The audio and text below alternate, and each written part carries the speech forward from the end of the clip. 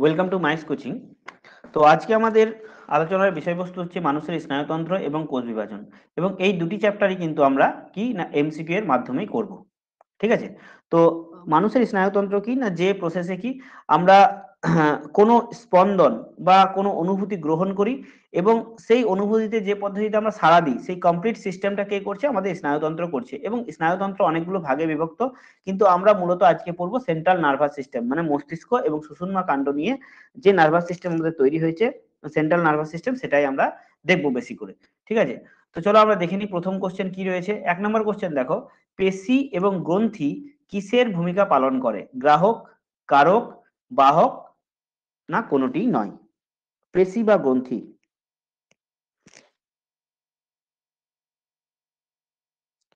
পেশি বা গ্রন্থি কিসের ভূমিকা পালন করে?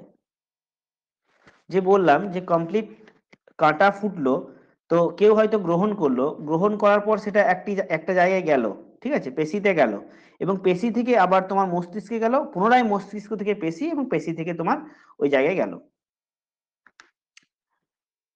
আহ ভাবনা চিন্তা করে বলো, সবাই একটু ভেবে বলো।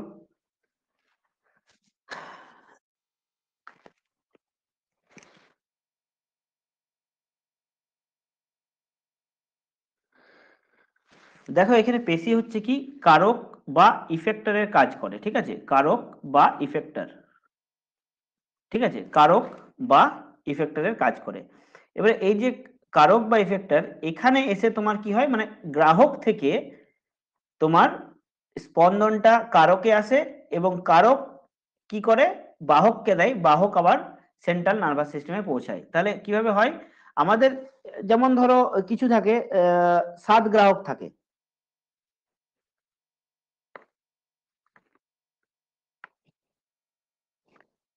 আমাদের কি হয় না, কিছু 7 গ্রাহক থাকে। তো এই 7 গ্রাহকগুলো কি করে? সেগুলো গ্রাহকের কাজ করে। তাহলে গ্রাহক থেকে প্রথমে যায় কোথায়? গ্রাহক থেকে যাচ্ছে কারক, মানে হচ্ছে ইফেক্টর। আর কারক থেকে যাচ্ছে কোথায়? বাহক। বাহক থেকে সেন্ট্রাল নার্ভাস সিস্টেম। এই বাহকের আবার দুটো ভাগ আছে, একটা হচ্ছে আজ্ঞাবহ, একটা হচ্ছে সংজ্ঞাবহ। ঠিক আছে, আজ্ঞাবহ আর সংজ্ঞাবহ।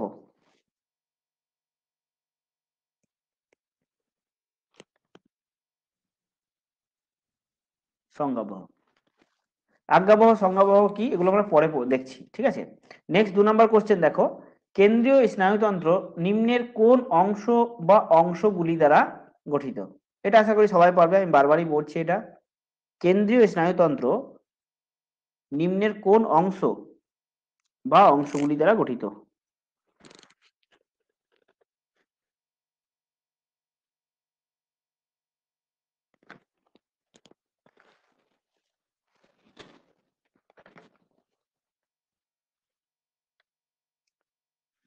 খুব ইজি কোশ্চেন।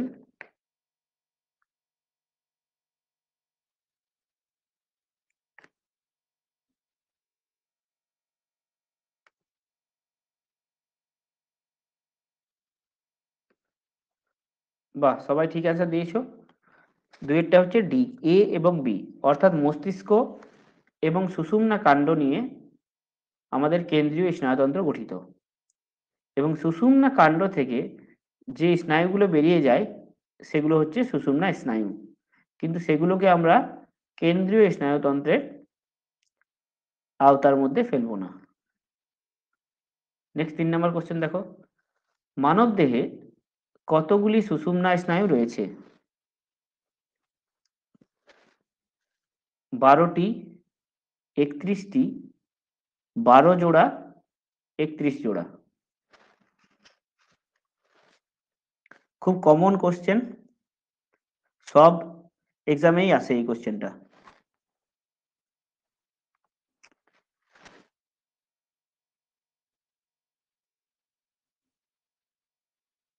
বাহ, ঠিক অ্যান্সার দিয়েছে সবাই, এটা হচ্ছে 31 জোড়া। তাহলে আমাদের যে প্রান্তীয় স্নায়ুতন্ত্র রয়েছে সেখানে কি না আমরা দেখতে পাচ্ছি 12 জোড়া কোরটিক স্নায়ু এবং 31 জোড়া সুষুম্না স্নায়ু রয়েছে। তাহলে প্রান্তীয় বা পেরিফেরাল, প্রান্তীয় স্নায়ুতন্ত্র, সেখানে কি দেখতে পাচ্ছি? নাম্বার 1 12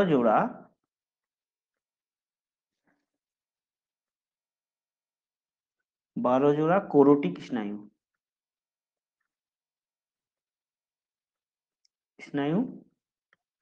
2 নম্বর হচ্ছে 31 জোড়া সুষুম্নীয় স্নায়ু। এটা হচ্ছে কি আমাদের প্রান্তীয় স্নায়ুতন্ত্রের একটা পার্ট, দুটো পার্ট। ঠিক আছে, নেক্সট দেখো মানবদেহের দীর্ঘতম কোষ কোনটি?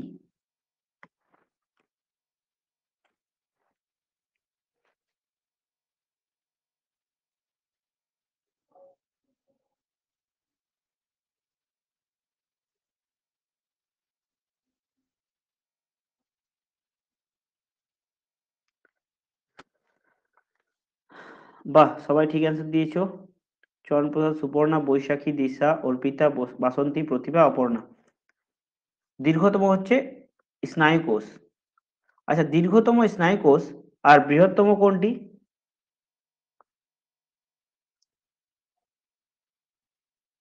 বৃহত্তম কোষ কোনটি?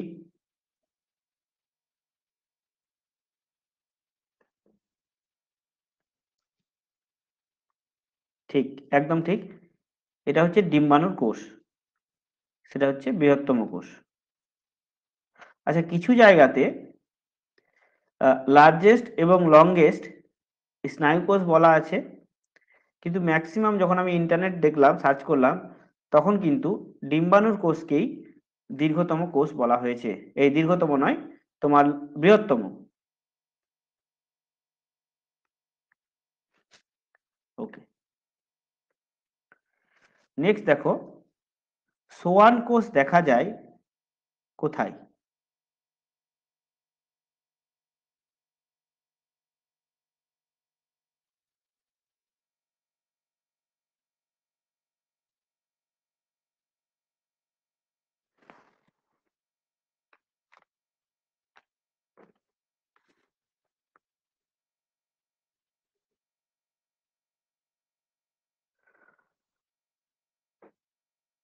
আচ্ছা, এখানে একটা কোশ্চেন আছে, তোমরা প্রথমে বলো আমাদের স্নায়ুতন্ত্রের গঠনমূলক এবং কার্যমূলক একক কোনটি? গঠনমূলক এবং কার্যমূলক একক কোনটি? একদম ঠিক। তাহলে স্নায়ুতন্ত্রের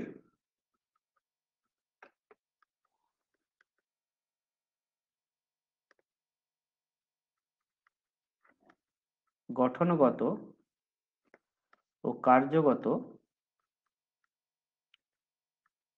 একক হচ্ছে নিউরন। ঠিক আছে, তো এই নিউরন তোমার দুটি জিনিস নিয়ে গঠিত, একটা হচ্ছে কোষ দেহ, অন্যটা হচ্ছে প্রবর্ধক বা প্রসেস। আর এই প্রবর্ধকেরই দুটি ভাগ, সেটা হচ্ছে কি অ্যাকশন এবং ডেনড্রান। ঠিক আছে, তাহলে আমাদের স্নায়ুতন্ত্রের গঠনগত এবং কার্যগত একক হলো নিউরন, এবং প্রায় আমাদের কত না 100 বিলিয়ন, ঠিক আছে, 100 বিলিয়ন নিউরন রয়েছে। 1 বিলিয়ন সমান 100 কোটি, এরকম 100 বিলিয়ন নিউরন রয়েছে। এবং এই নিউরনের দুটি ভাগ, একটা হচ্ছে কোষ দেহ, অন্যটা হচ্ছে প্রবর্ধক। আর প্রবর্ধকের দুটি ভাগ, সেটা হচ্ছে অ্যাকশন এবং ডেনড্রন। আর সোয়ান কোষ দেখা যায় সেটা হচ্ছে কোথায়? অ্যাকশনে। ঠিক আছে, অ্যাকশনে সোয়ান কোষ দেখা যায়। ঠিক আছে, তাহলে কোষ দেহের ওপরে দেখো তোমাদের আমাদের ছবিটা আমি আঁকতে পারছি না এই মুহূর্তে। তো এই যে কমপ্লিট সার্কেলটা আছে এটা কোষ দেহ, এবং তার চারিদিকে এইভাবে যেগুলো থাকে সেটা হচ্ছে ডেনড্রন। আর ডেনড্রন এই কোষ দেহ থেকে যেটা এভাবে বেরিয়ে আসে এটা হচ্ছে তোমার অ্যাকশন। ঠিক আছে, এটাকে আমরা অ্যাকশন বলতে পারি। আর এইগুলো যেগুলো আছে সেগুলো হচ্ছে কি ডেনড্রন। ওকে, এবার এই ডেনড্রনের আবার কয়েকটি ক্ষুদ্র ক্ষুদ্র ভাগ আছে, এগুলো হচ্ছে ডেনড্রাইট। ঠিক আছে, এগুলো হচ্ছে ডেনড্রাইট। বেশ, তাহলে সোয়ান কোষ দেখা যায় কোথায়? সেটা হচ্ছে তোমার অ্যাকশনে। এবং এগুলোর আকৃতি কেমন? এগুলো হচ্ছে ডিম্বাকার। বেশ, মানে এখানে কি হয়, এই অ্যাকশনের গায়ে একটু অ্যাকশনের গায়ে একটু এই ফোলা ফোলা অংশ থাকে, ঠিক আছে, ডিম্বাকৃতি। এগুলো হচ্ছে তোমার কি সোয়ান কোষ। বেশ, এবার দেখো 6 নাম্বার, যে নিউরনগুলি স্নায়ু স্পন্দন কেন্দ্রীয় স্নায়ুতন্ত্র থেকে কারক বা এফেক্টরে বহন করে, মানে পেশিতে বহন করে, তাদের কি বলে? সংজ্ঞাবহ নিউরন, সেন্সরি নিউরন, অন্তর্বাহী নিউরন, মোটর নিউরন। আগে উত্তরটা দাও, তারপর বলছি।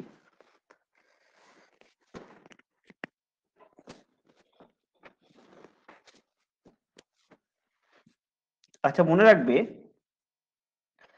যে মোটর কথাটা যেখানে আছে সেখানে মুভমেন্টের কথা আসছে। মানে মোটর কথা এলো মানে মুভমেন্ট, মানে স্নায়ু যখন এমন একটা জায়গাতে গেল যে বডির মুভমেন্ট শুরু হলো। ঠিক আছে, এবার তোমরা বলো কি হতে পারে এটা?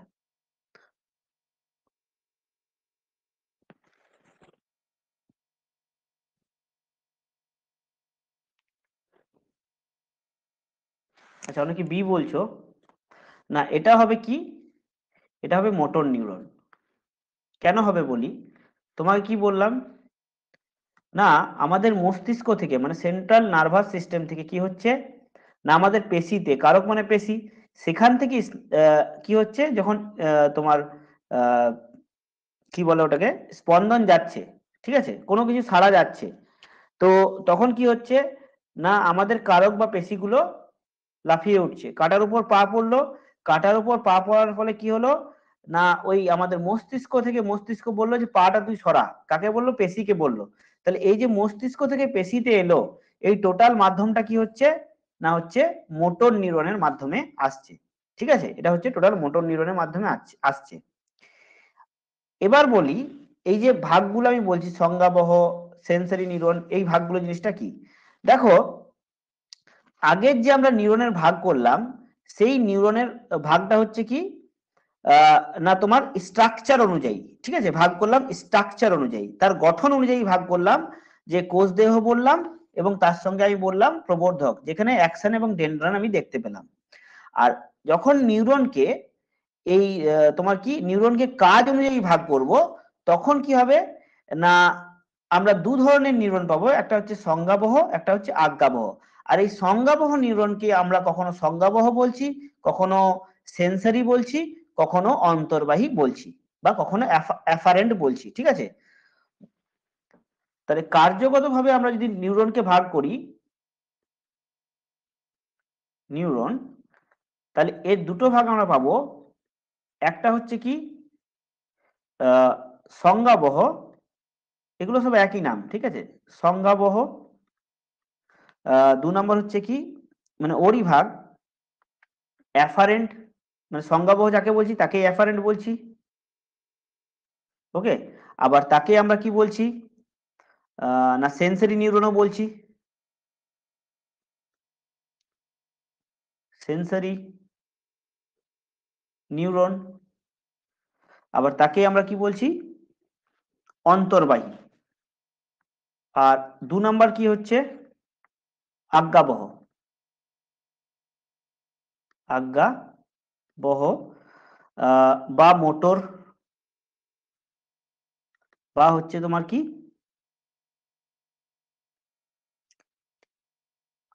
ইফারেন্ট, ঠিক আছে, ইফারেন্ট নিউরন, এই নামগুলো সব একই।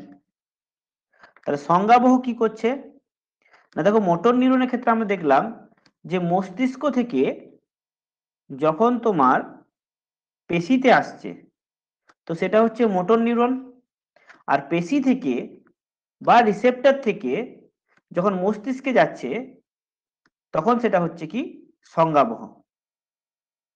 রিসেপ্টর থেকে কেন্দ্রীয় স্নায়ুতন্ত্র, মানে ধরো তুমি কি খেলে, নিম পাতা খেলে, নিম পাতা খেতে হবে না যে মকর সংক্রান্তির দিন, তুমি ধরো খুব পাটিসাপটা একটা পিঠে খেলে, আশা করি সবাই খেয়েছো, তো খুব ভালো স্বাদের, ওই যে খেলে ধরো তোমার যে সুন্দর একটা স্বাদ তুমি পেলে, একটা দুধের স্বাদ পেলে, তারপরে তোমার চাঁছির স্বাদ পেলে, এদিকে তোমার বিভিন্ন স্বাদ যে পেলে, নারকেলের স্বাদ পেলে, এই স্বাদগুলো কি হলো না তোমার স্বাদ কোরক থেকে মানে তোমার রিসেপ্টর থেকে মস্তিষ্কে গেল। তো এই যে রিসেপ্টর থেকে মস্তিষ্কে যে নিয়ে গেল, তো সেটাই হচ্ছে কি না তোমার সংজ্ঞাবহ বা সেন্সরি নিউরন বা অ্যাফারেন্ট নিউরন বা অন্তর্বাহী, ঠিক আছে, অন্তর্বাহী। অন্তর্বাহী কেন, এটা ভিতরে ভিতরে হচ্ছে, যদিও মোটর নিউরন ভিতরে ভিতরে হচ্ছে, কিন্তু এক্ষেত্রে কি না মোটর নিউরনের ক্ষেত্রে তোমার ব্রেন তোমাকে বললো দারুণ স্বাদ, তখন তুমি কি করলে না, যে তোমাকে পিঠেটা করে খাইয়েছে তাকে তুমি কি বললে, একটা থ্যাঙ্কস বললে, ধন্যবাদ। তাহলে কি হলো, তোমার একটা কি হলো যে বহির্মুখী একটা জিনিস অ্যাপিয়ারেন্স দেখা গেল, তাকে থ্যাঙ্কস বললে, ধন্যবাদ জানালে, বা এত সুন্দর স্বাদ যে তুমি চোখ বুজে দিলে। তো এখানে কি হলো না একটা তোমার বাইরের একটা কি হলো, ভিতর থেকে বাইরের দিকে পরিবাহিত হলো জিনিসটা, ঠিক আছে, এই জন্য এটাকে ইফারেন্ট বলছে বা মোটর নিউরন বলছে, ঠিক আছে। তো কার্যগতভাবে এইভাবে আমরা ভাগ করতে পারি। বেশ, ঠিক আছে। আচ্ছা, আরেকটা ভাগ আছে এই কার্যগতভাবে, সেটা হচ্ছে সহযোগী বা ইন্টার কানেক্টিং নিউরন। এগুলো কি করে, এই যে আজ্ঞাবহ এবং সংজ্ঞাবহ যে নিউরন রয়েছে তাদের মধ্যে একটা ইন্টার কানেকশন তৈরি করে, এবং এগুলো সাধারণত আমাদের কেন্দ্রীয় স্নায়ুতন্ত্রেই রয়েছে, ঠিক আছে। বেশ, চলো 7 নম্বর কোশ্চেন দেখি। আচ্ছা, র্যান বিহারের পর্ব কোথায় দেখা যায় বা কোন অংশটিতে দেখা যায়, নিম্নের কোন অংশতে দেখা যায় র্যান বিহারের পর্ব, কোন অংশে দেখা যায়?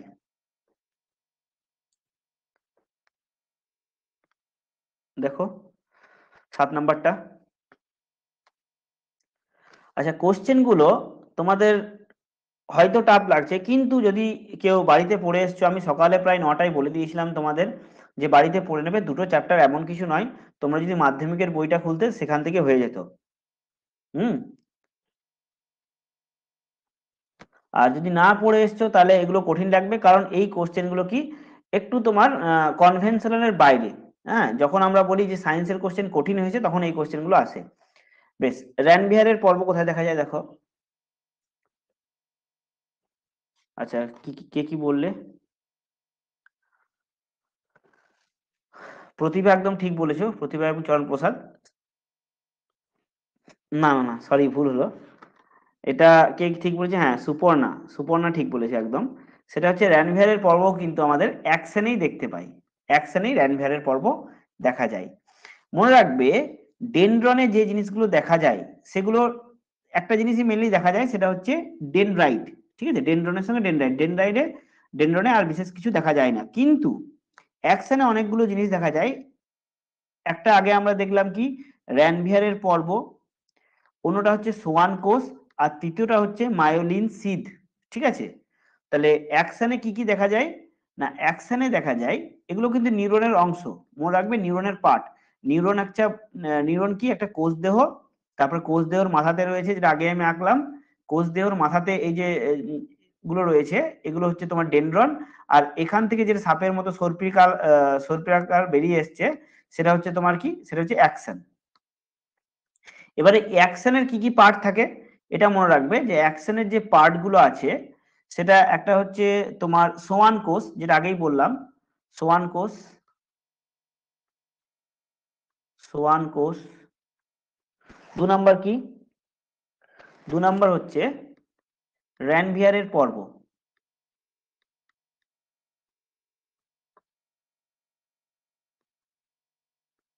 আমরা এদের ডিটেলসে যাব না, মানে এদের বিভিন্ন রকম কাজ রয়েছে বিভিন্ন ইয়ের, তো আমরা ওটা যাব না। আমরা শুধুমাত্র কি না কোন জিনিসটা কোথায় রয়েছে, মানে এরকমই কোশ্চেন আসে, এর ভেতরে কিছু আসে না যে র্যানভিয়ার নিম্নের কোনটি র্যানভিয়ারের পর্বের কাজ, জীবনে তোমার আসবে না, ঠিক আছে।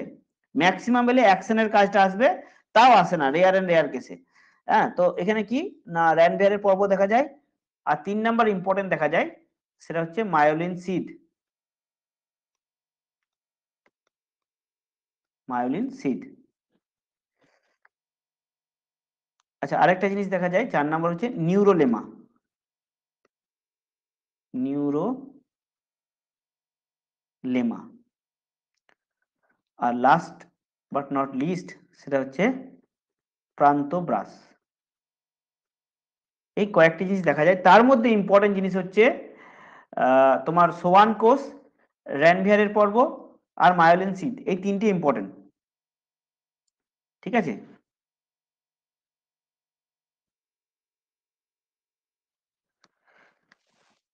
বেশ, 8 নাম্বার দেখো, নিম্নের কোনটি একটি অন্তর্বাহী স্নায়ু? অন্তর্বাহী স্নায়ু নিম্নের কোনটি?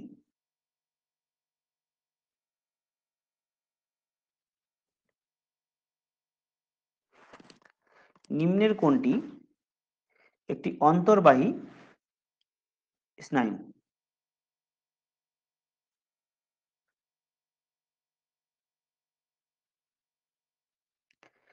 দেখো, যেহেতু স্নায়ুতন্ত্রের উপরে আর কি কোশ্চেন আসছে, এখান থেকে যদিও তোমার 2 বা 3টে কোশ্চেন দেয়। একটা হয় যেটা বললাম যে ওই শুষুম্নীয় নার্ভ, তোমার স্নায়ুর সংখ্যাগুলো কত, ক্রেনিয়াল নার্ভ বা শুষুম্নীয় নার্ভ এর সংখ্যা কত, এটা একটা দেয়। আর একটা হচ্ছে যে আমাদের স্নায়ুতন্ত্রের গঠনগত কার্যগত একক কি, নিউরন। এই দুটো কোশ্চেন দেয়। আর এই যে কোশ্চেন গুলো, এগুলো কি না একটু ভিতরের কোশ্চেন। তাহলে নিম্নের কোনটি অন্তর্বাহী? সবাই কি অ্যান্সার দিচ্ছ? 1-2 জন করে অ্যান্সার দিচ্ছ, সবাই অ্যান্সার দাও, ভুল হোক ক্ষতি নেই। সবাই অ্যান্সার দেওয়ার চেষ্টা করো, সবাই অ্যান্সার দেওয়ার চেষ্টা করো, ভুল হোক। দেখো, টাফ কোশ্চেনেই তোমার পোটেনশিয়াল বোঝা যাবে, ঠিক আছে। ইজি কোশ্চেন যখনই একটা বলবো সবাই অ্যান্সার দেবে, কিন্তু টাফ কোশ্চেনে তোমার যে পোটেনশিয়াল, তুমি কতটা ভেতরে পড়েছো, সেটা তোমার বোঝা যাবে। হুম।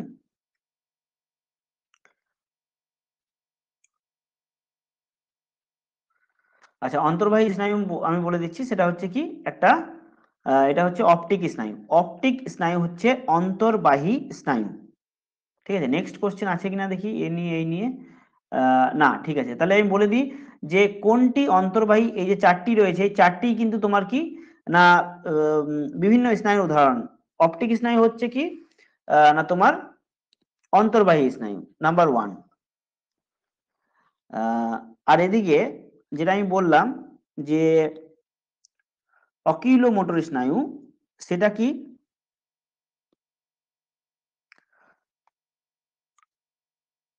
আচ্ছা, বেশ, হ্যাঁ। আর বহির্বাহী স্নায়ু হচ্ছে, এটা হচ্ছে বহির্বাহী, ঠিক আছে, বহির্বাহী, বা তুমি বলতে পারো ইফারেন্ট, ঠিক আছে। বহির্বাহী হচ্ছে এটা, বহির্বাহী।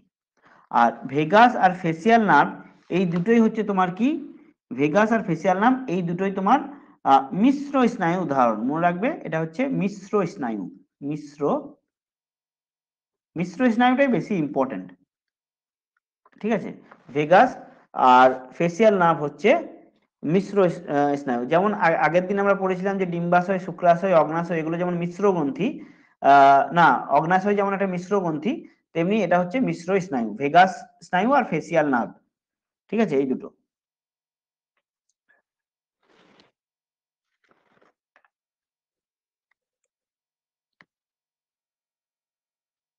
বেশ, দুটি নিউরনের সংযোগ স্থল কি নামে পরিচিত? মায়োলিন সিদ, নিউরোলেমা, র্যানভিয়ারের পর্ব, সাইন্যাপসিস। এটা সবাই পারবে। দুটি নিউরনের সংযোগ স্থল, দুটি নিউরন মানে যেখানে ধরো একটা অ্যাকশন শুরু হয়, অন্য একটা ডেনড্রান শুরু হয়, বা একটা ডেনড্রান শুরু হয়, একটা অ্যাকশন শেষ হয়, এরকম দুটো মাঝের অংশ, ঠিক আছে। দুটি নিউরনের সংযোগস্থল যেখানে ছোট্ট একটা গ্যাপ থাকে, এবং সেখানে কি একটা তরল পদার্থ থাকে, যার মাধ্যমে কি হয় আমাদের যে তোমার স্পন্দন আছে, মানে কোনো কিছু আছে, পরিবহন হয়।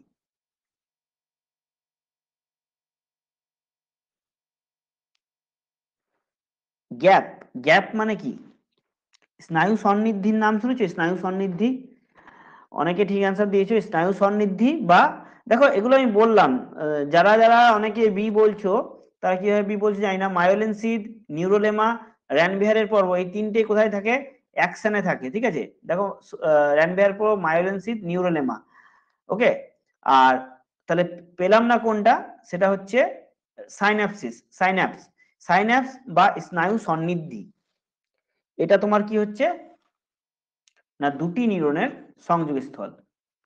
এবার আমি সাইন্যাপস কেন লিখলাম, স্নায়ু সন্নিধি কেন লিখিনি? না দেখো, এক্সামেও তাই লিখবে, কারণ স্নায়ু সন্নিধি লিখলে কি হয়, কোশ্চেনটা অনেক সহজ হয়ে যায়, সবাই ইজিলি অ্যান্সারটা করে দেবে। কিন্তু সাইন্যাপস লিখলে কি হয়, সেক্ষেত্রে একটু কঠিন থাকে ব্যাপারটা। বেশ,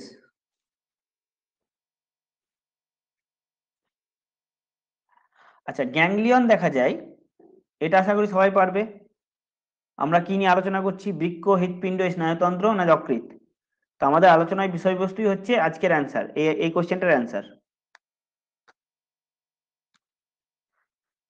গ্যাংলিয়ন দেখা যায় কোথায়? স্নায়ুতন্ত্রে, ঠিক আছে, স্নায়ুতন্ত্রে দেখা যায় গ্যাংলিয়ন। দেখো স্নায়ুতন্ত্র নিয়ে মোটামুটি আমাদের আলোচনা শেষ হলো। এবার আমাদের বিভিন্ন ইন্দ্রিয়, আচ্ছা ইন্দ্রিয় এবং তার সঙ্গে আমাদের মস্তিষ্ক, এই দুটো জিনিস নিয়ে আলোচনা আমাদের হবে। বোঝা গেল?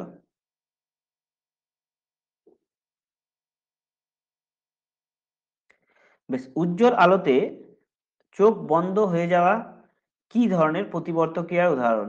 সহজাত, অভ্যাসগত, শর্তাধীন, কন্ডিশনাল? এটা কি ধরনের? বেশ, এটা হচ্ছে একদম ঠিক বলেছো, সেটা হচ্ছে সহজাত, খুব সহজ কোশ্চেন। আর অভ্যাসগত কি? যেমন ধরো প্যাভলভের যে তোমার প্যাভলভ এবং কুকুরের যে পরীক্ষাটা ছিল, যে ঘন্টা মারার সঙ্গে সঙ্গে কি হলো, কুকুরটা আসছে এবং তার লাল ঝরছে। তাহলে এই যে এটা হচ্ছে, এটা শর্তাধীন বা অভ্যাসগত। শর্তাধীন, অভ্যাসগত, কন্ডিশনাল, এগুলো একই। হ্যাঁ, তো আমরাও যদি দেখো আমাদের মনে রাখবে, পড়াশোনা করা এটা কিন্তু সহজাত নয়, ঠিক আছে।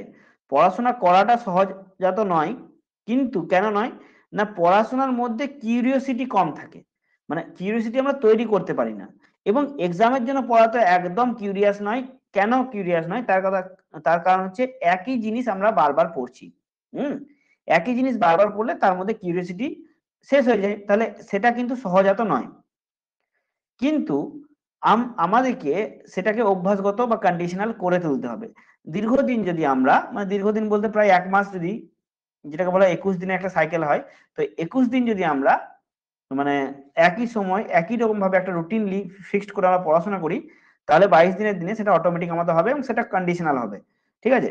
কিন্তু মনে রাখবে, এই কন্ডিশনালের একটা উইক পয়েন্ট হচ্ছে যে তোমার যদি এটা দিন 3-4-এর জন্য, 3-4 দিনের জন্য যদি এটা ছেড়ে যায়, আবার মাঝে যদি গ্যাপ আসে, তাহলে কিন্তু আবার সেই পূর্বের অবস্থানে ফিরে আসবে, এটা কিন্তু মাইন্ড রাখতে হবে। তাহলে 21 দিনে কি, ধরো কথা আমরা বলছি 21 দিন তুমি পড়াশোনা করলে খুব ভালোভাবে কিছু নেই, কিন্তু 22 দিনের দিনে তোমার একটা এমন কিছু হলো যে তোমাকে সেই কাজটা করতেই হবে। এবার সেই কাজটা ধরো করলে, কিন্তু তোমার 22 দিনের দিনে 1 ঘন্টা হলেও বা 2 ঘন্টা হলেও পড়াশোনা তোমাকে করতে হবে। যেটা তুমি 6 ঘন্টা করেছিলে, সেটা 1 থেকে 2 ঘন্টা তোমাকে করতে হবে, তবে কিন্তু তোমার অভ্যাসটা থেকে যাবে, নইলে কিন্তু সেই একই রকম পুনরায় মুশিকও হবো, একই তোমার সাইকেল চলতে থাকবে, ঠিক আছে। তো এটা হচ্ছে আমাদের কন্ডিশনাল একটা প্রতিবর্ত ক্রিয়ার উদাহরণ অন্যরকম ভাবে। বেশ, 12 নম্বর কোশ্চেন দেখো, সালকাস ও জাইরাস কোথায় দেখা যায়? সালকাস ও জাইরাস কোথায় দেখা যায়? ঠিক আছে, তো মস্তিষ্কে আমরা চলে এলাম। মস্তিষ্কে কিছু খাঞ্জ এবং গুরু মস্তিষ্কে, বিশেষ করে আমাদের মস্তিষ্ক 3 ভাগে ভাগ করা: অগ্র মস্তিষ্ক, মধ্য মস্তিষ্ক, পশ্চাৎ মস্তিষ্ক। এবং অগ্র মস্তিষ্কের ভাগ হচ্ছে গুরু মস্তিষ্ক, থ্যালামাস, হাইপোথ্যালামাস। এবারে এই যে তোমার গুরু মস্তিষ্কে দুটো কি দেখা যায়, খাঁজ এবং ভাঁজ দেখা যায়, সেটা হচ্ছে সালকাস এবং জাইরাস। তাহলে অ্যান্সার কি হবে? গুরু মস্তিষ্ক। সালকাস মানে হচ্ছে, মনে রাখবে, খাঁজ,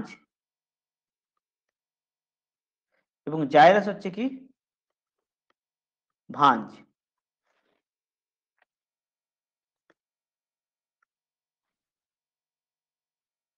বেশ, মস্তিষ্কের কোন অংশ দেহের ভারসাম্য রক্ষা করে? খুব সহজ,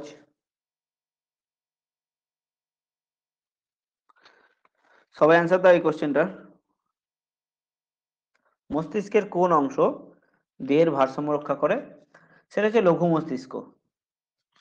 ঠিক আছে, আমাদের অন্তঃকর্ণে যে অর্ধবৃত্তাকার নালী আছে এবং তার সঙ্গে অটলিট যন্ত্র আর লঘু মস্তিষ্ক, এই ৩-৪ জন মিলে আমাদের দেহের কি হয়, ব্যালেন্সটা ঠিক করে। বোঝা গেল? এবং লঘু মস্তিষ্ক কোথায়? না, আমাদের কোথায় রয়েছে লঘু মস্তিষ্ক? যে পশ্চাৎ মস্তিষ্ক রয়েছে তারই পার্ট হচ্ছে, হ্যাঁ, লঘু মস্তিষ্ক। ১৪ নম্বর কোশ্চেন দেখো, মস্তিষ্কের কোন অংশে white matter and grey matter দেখা যায়? হোয়াইট ম্যাটার এবং গ্রে ম্যাটার দেখা যায় কোন অংশে?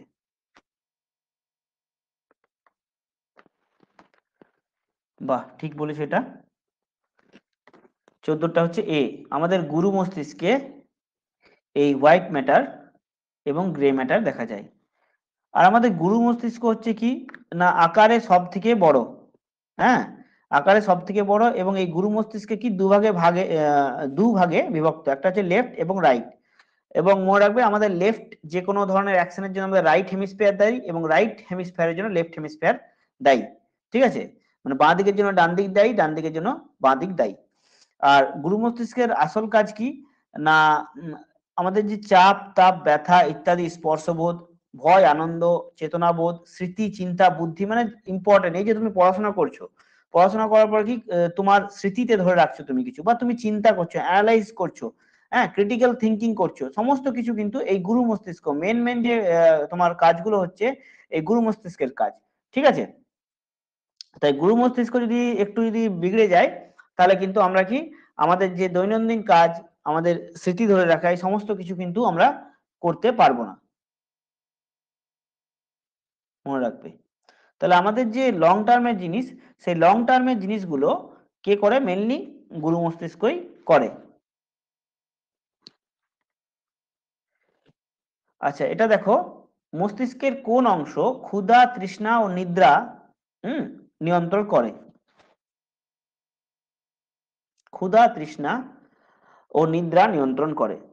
মনে রাখবে, এই অংশটাকে যদি কেটে দেওয়া হয়, তাহলে তুমি যতই খাও তোমার পেট কিন্তু কোনোদিন ভরবে না। বা তুমি বলতে পারো তোমার খিদেও লাগবে না, মানে খেলে পেট ভরবে না, আর না খেলে খিদেও লাগবে না, মানে না খেয়ে তুমি মরে যাবে। ঠিক আছে, আর খেতে খেতেও তুমি মরে যেতে পারো, এই অংশটা যদি বাদ দেওয়া হয়। ঠিক আছে, তো এটা হচ্ছে কি, ভেরি গুড দিশা এবং বাসন্তী, তোমরা ঠিক দিয়েছো। এটা হচ্ছে হাইপোথ্যালামাস। আমাদের পিটুইটারি গ্রন্থির যেখানে রয়েছে ঠিক তার উপরেই রয়েছে এই হাইপোথ্যালামাস, এবং এটি থ্যালামাসের নিচে অবস্থিত। ঠিক আছে, এ কি করে না, আমাদের আবেগ, ক্ষুধা তৃষ্ণা নিদ্রা প্রভৃতি নিয়ন্ত্রণ করে এটা হাইপোথ্যালামাস। ঠিক আছে, বেশ।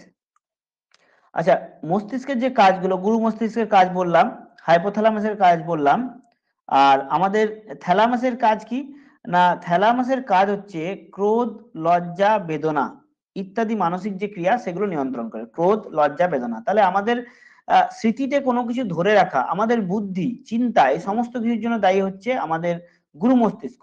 আমাদের খিদে পাওয়া, আমাদের তেষ্টা পাওয়া, আমাদের ঘুম পাওয়া, এগুলোর জন্য দায়ী হচ্ছে আমাদের হাইপোথ্যালামাস। আর আমাদের যে ক্রোধ লজ্জা এবং ভয়, এই বেদনা, এগুলোর জন্য দায়ী হচ্ছে আমাদের থ্যালামাস। মনে রাখবে। আর লঘু মস্তিষ্ক কি করে না, আমাদের ভারসাম্য রক্ষা করে।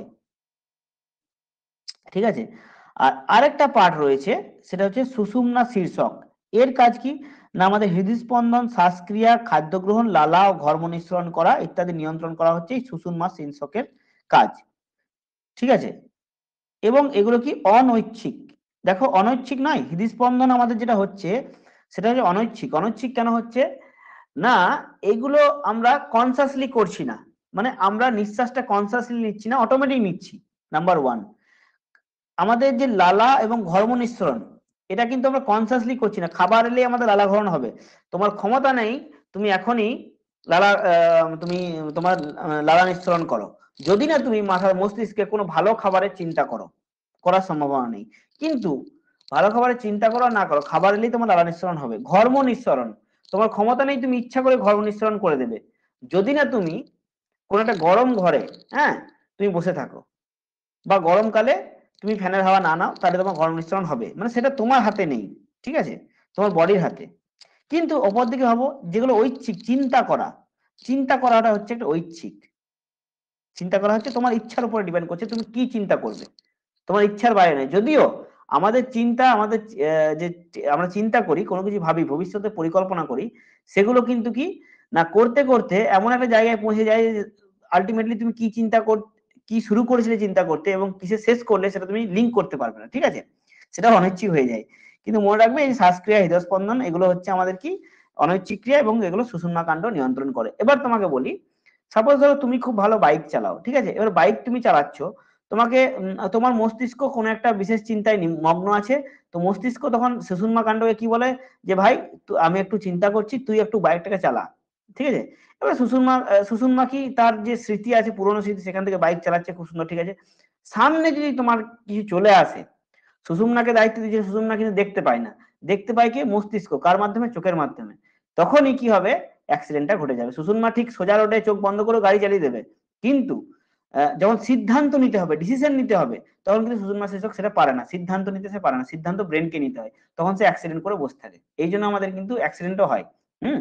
এই সুষুম্না এবং তোমার কি মস্তিষ্কের যে একটা বলতে পারো মিসকম্বিনেশনের জন্য, ঠিক আছে। বেশ। 16 নম্বর কোশ্চেন দেখো, চোখের কোন অংশ প্রতিবিম্ব গঠনে সাহায্য করে?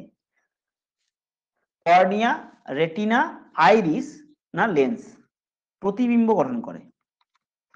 খুব সহজ কোশ্চেন এবং কমন কোশ্চেন।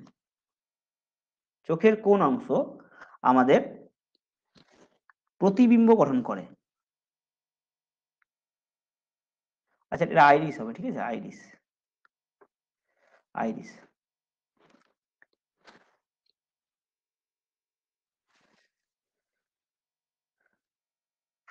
দেখো রেটিনা একটা তোমার কি না একটা কনকেভ, হ্যাঁ, রেটিনা একটা কনকেভ মিরর বা অবতল লেন্সের মতন দেখতে রেটিনাটা, এইরকম টাইপের রেটিনাটা। এবারে এই যে অবতল লেন্সের মতো দেখতে, এটাই কিন্তু কি করে না আমাদের প্রতিবিম্ব গঠন করে। হুম। এবং অবতল লেন্স সবসময় কি করে না উল্টো প্রতিবিম্ব গঠন করে, এবং আমাদের ব্রেন সেটাকে সোজা করে। এখান থেকে যদি লাইট আসে, তো এইভাবে প্রতিবিম্ব গঠন হবে, ঠিক আছে, এইভাবে। তাহলে এই যে সোজা বস্তু থাকে, এটা উল্টো হয়ে যায়, সোজা বস্তুটা উল্টো হয়ে যায়। কি হবে না সেটা হচ্ছে এই যে আসছে, এটা প্রিন্সিপাল এক্সিস, এখান থেকে তোমার কি একটা বস্তু আছে, সে লাইট গেল, এইভাবে একটা লাইট গেল, ঠিক আছে, আর এইভাবে একটা লাইট গেল, তো এই লাইটটা কি হয় রিফ্লেক্ট হয়ে এইদিকে চলে আসে, এইদিকে এসে এই সোজা বস্তুটাকে উল্টো করে দেয়, ঠিক আছে, সোজা বস্তুকে ইনভার্টেড করে দেয়। তো আমরা অ্যাকচুয়ালি আমাদের রেটিনা যেটা ইনভার্টেড ইমেজ তৈরি করে, সেটা কিন্তু সোজা করে কি আমাদের মস্তিষ্ক প্রসেস করে সোজা করে দেয়। তাহলে এটা কি হচ্ছে রেটিনা, চোখের কোন অংশ প্রতিবিম্ব গঠন করে, এটা হচ্ছে রেটিনা। আচ্ছা নেক্সট দেখো, বেশি বা কম আলো পড়লে তারারন্ধ্রকে ছোট বড় করতে সাহায্য করে কে?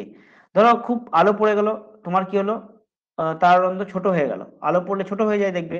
আর কম আলো হলে কি হয়, আমরা বেশি বড় করে দিই জিনিসটাকে, তারারন্ধ্রটা বড় হয়, তো সেটা কে করছে, সেটা কে করছে?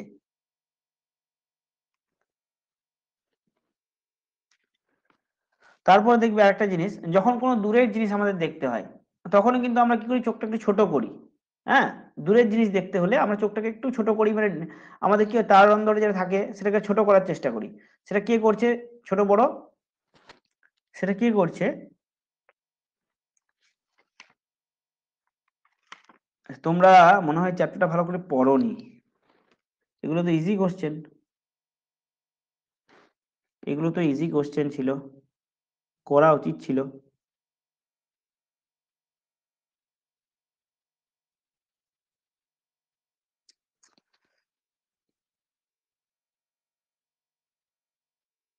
কে করে? এটা হচ্ছে তোমার পিউপিল, পিউপিল ছোট বড় করে, ঠিক আছে।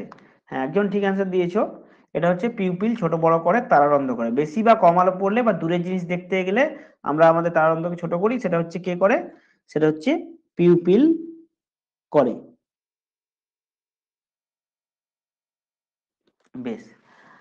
আচ্ছা চোখের কোন আহ আচ্ছা চোখে কোনো মৃদু আলোতে আমাদের দেখতে সাহায্য করে, আচ্ছা কোন কোষ, এখানে হবে কোন, আচ্ছা, নিম্নের কোন বলতে পারো কোন আহ, কোন বস্তু বা জিনিস যা বলে বলো, নিচের কোনটি, আচ্ছা নিচের কোনটি, নিচের কোনটি আমাদের মৃদু আলোতে দেখতে সাহায্য করে? আইরিস, রড কোন, কোন কোষ, কর্নিয়া, কোনটি হবে?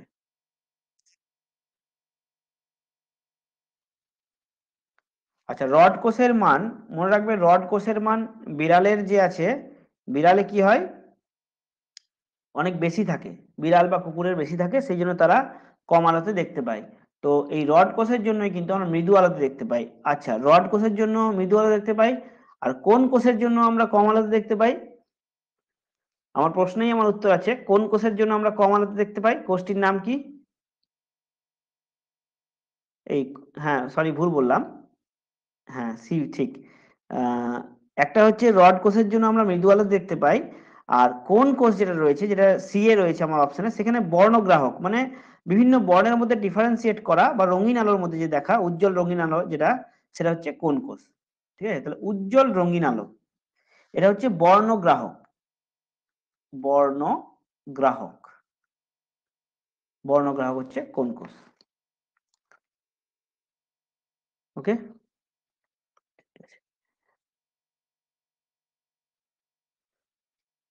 আচ্ছা, এখানে কাজগুলো একবার দেখে নাও, তোমরা নিজেরা বলো। আহ, রেটিনা তো বললাম, যে রেটিনা হচ্ছে তোমার কি প্রতিবিম্ব গঠন করে। কর্নিয়া কি হিসেবে কাজ করে? কর্নিয়া, কর্নিয়া মনে রাখবে, কর্নিয়া প্রতিসারক মাধ্যম হিসেবে কাজ করে। কর্নিয়া প্রতিসারক, যেখানে প্রতিসরণ ঘটে, একটা হচ্ছে প্রতিফলন, একটা প্রতিসরণ। প্রতিসরণের উদাহরণ কি? না দেখো, জলের মধ্যে যখন আমরা কোনো কিছু, কোনো একটা কয়েনকে দেখি, তো সেই কয়েনটা কি হয় না একটু উপরে উঠে আছে মনে হয়, তো এই যে এটা হচ্ছে, এটা হচ্ছে প্রতিসরণের একটা জিনিস। ঠিক আছে, তাহলে কর্নিয়া সেই প্রতিসরণ করছে, প্রতিসারক মাধ্যম হিসেবে কাজ করে, কি হিসেবে কাজ করে? প্রতিসারক মাধ্যম। আচ্ছা, কার সূত্র থেকে আমরা মানে আমরা এই প্রতিসরণটা পাই? প্রতিসরণের যে সূত্রগুলো রয়েছে, সেটাকে আমরা কার সূত্র বলতে পারি? কার ল। প্রতিসরণের যে সূত্রগুলো রয়েছে, এটা পদার্থবিজ্ঞানে চলে গেল বা ফিজিক্সে চলে গেল, এই প্রতিসরণের যে সূত্রগুলো রয়েছে সেটা কার ল, কার সূত্র সেগুলো? স্নেলের সূত্র, একদম ঠিক। ঠিক আছে, কি সূত্রটা? সেটা হচ্ছে mu one sine i is equal to mu two sine r. ঠিক আছে, মনে রাখবে, এই যে এই মাধ্যমটার যদি তোমার যে কি বলবো, প্রতিসারাঙ্ক হয় মিউ ওয়ান, আর এটা যদি মিউ টু হয়, আর মিউ ওয়ান গ্রেটার দেন যদি মিউ টু হয়, তার আলোটা কি হবে, এখান থেকে পড়ার পর এই দিকে বিকে যাবে। কি হবে? আলোটা, এক সেকেন্ড দাঁড়াও, আলোটা কি হবে, যে আলোটা পড়লো, এই আলোটা এই দিকে বিকে যাবে। ঠিক আছে, এই দিকে আসার বদলে যে লম্বটা আছে, এই যে লম্ব, এই লম্বের দিকে আলোটা বিকে যাবে। ছবিটা ভালো হলো না? তো যে মিউ ওয়ান যদি মিউ টু এর থেকে বেশি হয়, আর মিউ টু মানে নিচেরটা যদি বেশি হয় মিউ ওয়ানের থেকে, তাহলে আলোটা এই দিকে ঘুরে যাবে। ঠিক আছে, আরো বিকে যাবে, মানে যেই দিকে আসছিল তার থেকে বিকে যাবে। মানে হচ্ছে এরকম আসছিল তো, সোজা আসার কথা ছিল, সোজা না এসে সেটা এই দিকে চলে যাবে। হ্যাঁ, ছবিটা ক্লিয়ার হচ্ছে না, কিন্তু মোটামুটি মনে রাখবে যে আমাদের যে এই প্রতিসরণ, এই প্রতিসরণে কিন্তু আমাদের কি, যে আমরা আহ মরীচিকা দেখতে পাই মরুভূমিতে, বা যখন প্রচন্ড গ্রীষ্মকাল হয়, তখন কি হয় গ্রীষ্মকালে, যে আমরা দেখতে পাই যে যে পিচের রাস্তা, সে পিচের রাস্তা চকচক করে, মনে হয় যেন ওখানে কেউ জল ফেলে দিয়েছে, তো এটার কারণ কিন্তু এই প্রতিসরণ। ঠিক আছে, আহ বেশ, প্রতিসরণ নয়, সরি ভুল বললাম, ওটা হচ্ছে পূর্ণ আভ্যন্তরীণ প্রতিফলন, এবং সেখানে কিন্তু প্রতিসরণই কাজে লাগে। মানে প্রতিষ্ঠিত হতে হতে পূর্ণ আভ্যন্তরীণ প্রতিফলন দেখা যায়, যেটা আমরা যখন ফিজিক্সটা পড়বো তখন দেখে নেবো ভালো করে। ঠিক আছে, বেশ। তাহলে কর্নিয়া হচ্ছে প্রতিসারক মাধ্যম হিসেবে কাজ করে, রেটিনা হচ্ছে প্রতিবিম্ব গঠন করে, আর মনে রাখবে তোমার আহ ইয়েলো স্পট বলে একটা জায়গা আছে, এখানে কিন্তু সবচেয়ে ভালো প্রতিবিম্ব গঠিত হয়। আর আইরিস হচ্ছে কি, তারারন্ধ্রকে ছোট বা বড় করতে কাজে লাগে। ঠিক আছে, বেশ। নেক্সট দেখো, ব্রেন কোন প্রক্রিয়ায় স্পন্দন গ্রহণ ও ত্যাগ করে? কোন প্রক্রিয়ায় স্পন্দন গ্রহণ ও ত্যাগ করে? রাসায়নিক, চৌম্বকীয়, যান্ত্রিক না ইলেকট্রিক্যাল? ব্রেন কোন প্রক্রিয়ায় মানে মস্তিষ্ক কোন প্রক্রিয়ায় তোমার স্পন্দন গ্রহণ এবং ত্যাগ করে?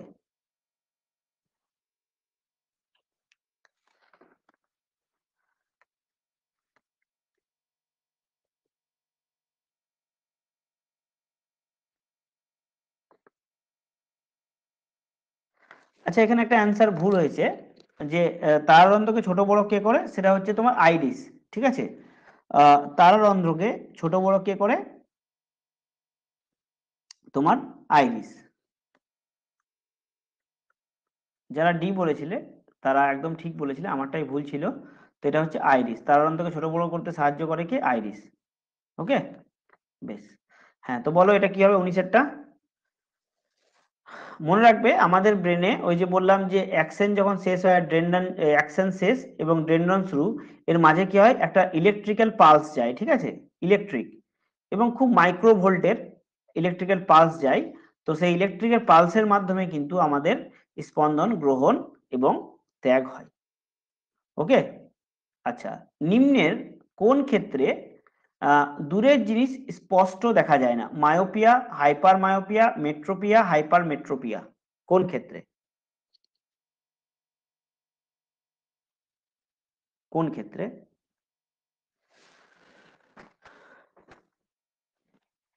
দূরের জিনিস স্পষ্ট দেখতে পাই না? যেমন তখন আমরা কি মাইনাস লেন্স পড়ি। হুম, মাইনাস লেন্স পড়ি দূরের জিনিস যখন দেখতে পাই না, আর কাছের জিনিস দেখতে না পেলে আমরা প্লাসের লেন্স পড়ি। তো 20টা অ্যান্সার কি? হ্যাঁ, প্রতিভা, দিশা এবং বাসন্তী, অপর্ণা তোমরা ঠিক অ্যান্সার দিয়েছো। এটা হচ্ছে মায়োপিয়া। মায়োপিয়ার ক্ষেত্রে আমরা কি দূরের জিনিস স্পষ্ট দেখতে পাই না, এবং এর জন্য কি এটাকে ঠিক করতে গেলে আমাদের কি লেন্স পড়তে হবে? সেটা হচ্ছে অবতল বা কনকেভ। ঠিক আছে, অবতল বা বা কনকেভ। এই কনকেভ বা অবতল লেন্স আমাদের তোমার কি করতে হবে? লেন্স এর চশমা পড়তে হবে। ঠিক আছে, বেশ বেশ। মানব দেহের সব থেকে ছোট অস্থি কোন কর্ণে অবস্থিত? মানব দেহের সব থেকে ছোট অস্থি কোন কর্ণে অবস্থিত? বেশ, প্রথমে তোমরা ছোট অস্থিটির নাম বলো। কি নাম সব থেকে ছোট অস্থি? একদম ঠিক, স্টেপিস। সব থেকে বড় অস্থির নাম কি? সব থেকে বড় হাড়, সব থেকে বড় হাড়টির নাম কি? ফিমার, ঠিক। তাহলে মনে রাখবে যে তিনটে হাড়, মেলিয়াস, ইনকাস, স্টেপিস, এরা কি তিনটি ছোট হাড় শিকলের মতো থাকে। এই তিনটি হাড় রয়েছে আমাদের মধ্যকর্ণ। কোথায় রয়েছে? মধ্যকর্ণে রয়েছে। ভেরি গুড বাসন্তী, সুপর্ণা তোমরা ঠিক বলেছো। আমাদের বড় হাড় হচ্ছে ফিমার এবং ছোট হচ্ছে কি? এই স্টেপিস, সেটা হচ্ছে মধ্যকর্ণে। ঠিক আছে, এরপর দেখো, শব্দ কি তরঙ্গ রূপে কানে প্রবেশ করে? শব্দ কি তরঙ্গ রূপে কানে প্রবেশ করে?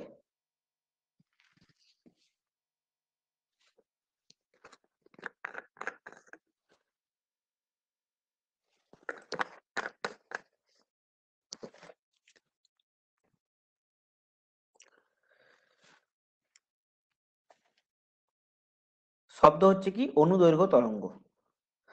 আচ্ছা, শব্দ হচ্ছে অনুদৈর্ঘ্য তরঙ্গ, তাহলে একটি তির্যক তরঙ্গের উদাহরণ দাও তো। আমাদের আশেপাশেই আমরা দেখতে পাই তির্যক তরঙ্গ, তার উদাহরণ কি হবে? একটি তির্যক তরঙ্গের উদাহরণ দাও।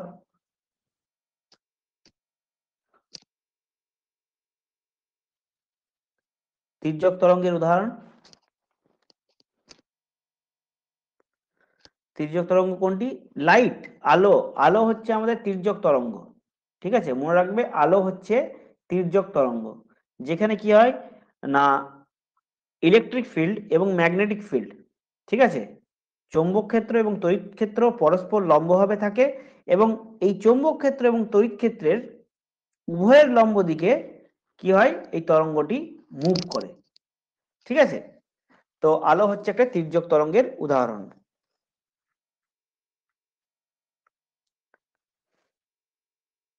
জিভের কোন অংশে তিক্ত বা তেতো স্বাদ গ্রাহক থাকে, কোন দিকে? দেখো এই স্বাদ গ্রাহক থেকেই কোশ্চেন কিন্তু আসে।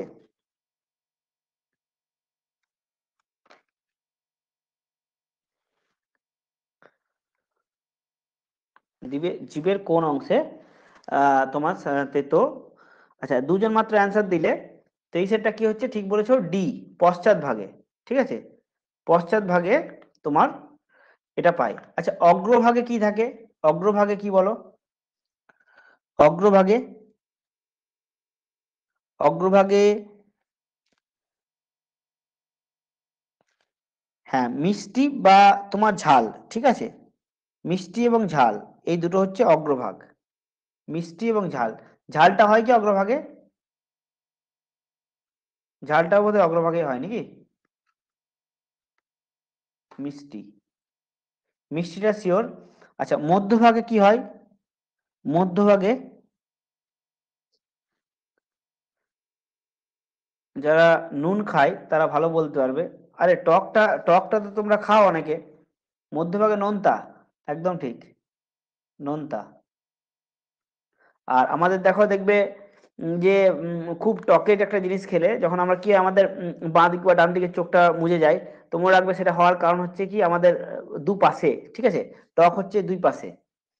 দেখবে তেঁতুল খেলে কি হয়, খুব টক তেঁতুল, তো তখন কি হবে আমাদের চোখগুলো মুজে যায়। তো সেটার কারণ হচ্ছে ওইটাই যে দুই পাশে আমাদের টকটা থাকে। ঠিক আছে, টক। আর পশ্চাৎ ভাগে তিক্ত। আর কিছু রইলো, তিক্ত, অম্ল, অম্ল ঠিক, অম্ল। বেশ, না আর কিছু নেই, এই কয়েকটা, 2 3 4 5। বেশ, টক পাশে ঠিক। বেশ, আমাদের কানের কোন অংশ, হ্যাঁ কোন অংশ শ্রবণ অনুভূতি গ্রহণ করে মস্তিষ্কে প্রেরণ করে?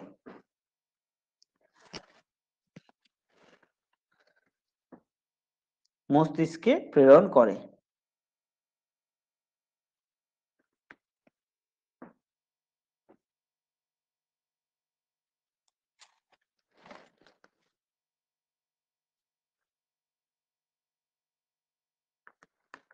বাহ, সবাই ঠিক আছে দিয়েছো, এটা হচ্ছে ককলিয়া, সি। ককলিয়া কি করে, না আমাদের শ্রবণ অনুভূতি গ্রহণ করে মস্তিষ্কে প্রেরণ করে। এখানে দুটো জিনিস মনে রাখবে, একটা হচ্ছে অর্ধবৃত্তাকার নালী যেটা অন্তঃকর্ণে আছে, সে দেহের ভারসাম্য রক্ষা করে, এবং অটোলিথও কিন্তু ভারসাম্য রক্ষা করতে আমাদের সাহায্য করে। ঠিক আছে, বেশ 25 দেখো, আমাদের জীবে কত সংখ্যক স্বাদকোরক রয়েছে? কত সংখ্যক স্বাদকোরক রয়েছে? স্বাদকোরক রয়েছে কত সংখ্যক?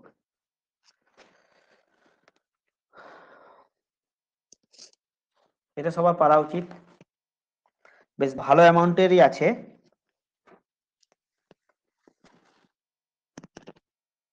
বাহ, সবাই ঠিক অ্যান্সার দিয়েছে, এটা হচ্ছে 10,000। 10,000 স্বাদকোরক রয়েছে। বেশ, আমাদের তোমার স্নায়ুতন্ত্র এবং ইন্দ্রিয় এগুলো মোটামুটি কমপ্লিট হলো। তো স্নায়ুতন্ত্র তো পড়লাম, ইন্দ্রিয়ের মধ্যে আমরা দেখলাম, আমরা কান পড়লাম, জিহ্বা পড়লাম বা জিভ পড়লাম, ত্বকটা পড়িনি, ত্বকে কিছু নেই, ত্বকে একমাত্র মনে রাখবে সিবেসিয়াস যে গ্রন্থি থাকে সেটা ত্বকে থাকে। আর একটা হচ্ছে নাসিকা, ঠিক আছে, নাসিকা বা নাক, সেখানেও ইম্পর্টেন্ট কিছু নেই, শুধুমাত্র সেখানে ঘ্রাণ ঝিল্লি আছে যেগুলোকে আমরা অলফ্যাক্টরি এপিথেলিয়াম বা ঘ্রাণ গ্রাহক হিসেবে ধরি, ঠিক আছে, বা বলি। তো ঘ্রাণেও সেরকম কিছু নেই, সেখানে অলফ্যাক্টরি স্নায়ু কাজ করে এবং মস্তিষ্কে প্রেরণ করে। বেশ, নেক্সট দেখো যে তোমার আহ, যে এমসিকিউ 2 নম্বর টপিকে, সেটা হচ্ছে আমাদের কোষ এবং কোষ বিভাজন। এখানে আশা করি সবাই পারবে। তো আগের যে চ্যাপ্টারটা ছিল একটু কঠিন ছিল, কারণ সেখানে আমরা ওই চ্যাপ্টারটা খুব ভালো করে পড়ি না, মস্তিষ্ক। এই চ্যাপ্টারটা যদি সে কোষ বিভাজনটা অতটা ভালো করে পড়ি না, কিন্তু কোষের প্রথম দিকের কোশ্চেনগুলো আশা করি তোমরা পারবে। দেখো, প্রথম জীবন্ত কোষ কোন বিজ্ঞানী লক্ষ্য করেন? প্রথম জীবন্ত কোষ কোন বিজ্ঞানী লক্ষ্য করেন? প্রথম জীবন্ত কোষ, প্রথম কোষ এবং প্রথম জীবন্ত কোষের মধ্যে কিন্তু পার্থক্য আছে। ঠিক আছে, প্রথম কোষ এবং প্রথম জীবন্ত কোষের মধ্যে কিছু ডিফারেন্স আছে।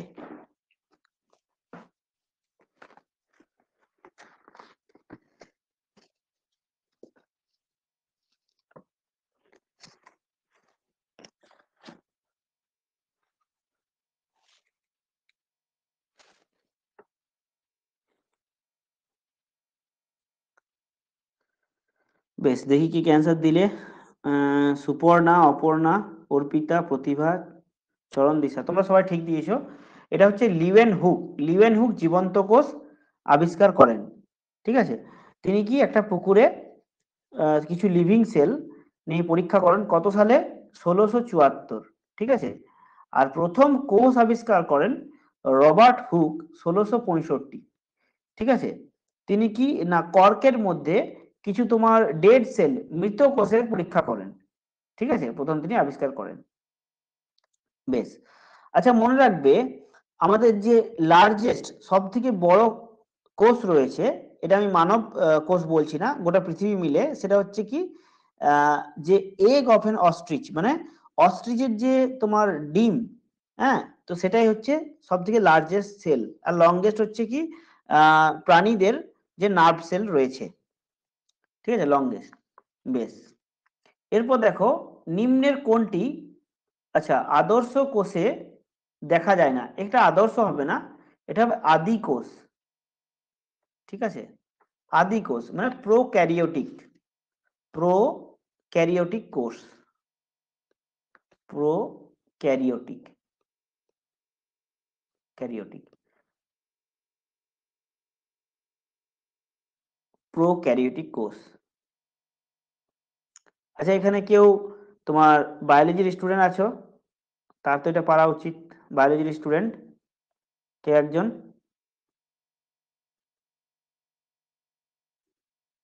আদি কোষ কাদের দেখতে পাই না, যেমন ধরো ব্যাকটেরিয়া বা নিম্ন শ্রেণীর যেগুলো প্রাণী রয়েছে, এককোষী প্রাণী, তাদের মধ্যে আমরা আদি কোষ দেখতে পাই, এবং তাদের মধ্যে আমরা কোষ প্রাচীর দেখেছি। ঠিক আছে, কোষ প্রাচীর অনেকে বলছে, কিন্তু কোষ প্রাচীর আমরা তাদের মধ্যে দেখেছি। তাহলে আদি কোষে কোনটি দেখা যায় না? না পর্দা ঘেরা কোষ অঙ্গাণু, পর্দা ঘেরা কোষ অঙ্গাণু। তো পর্দা ঘেরা কোষ অঙ্গাণু কোনগুলো?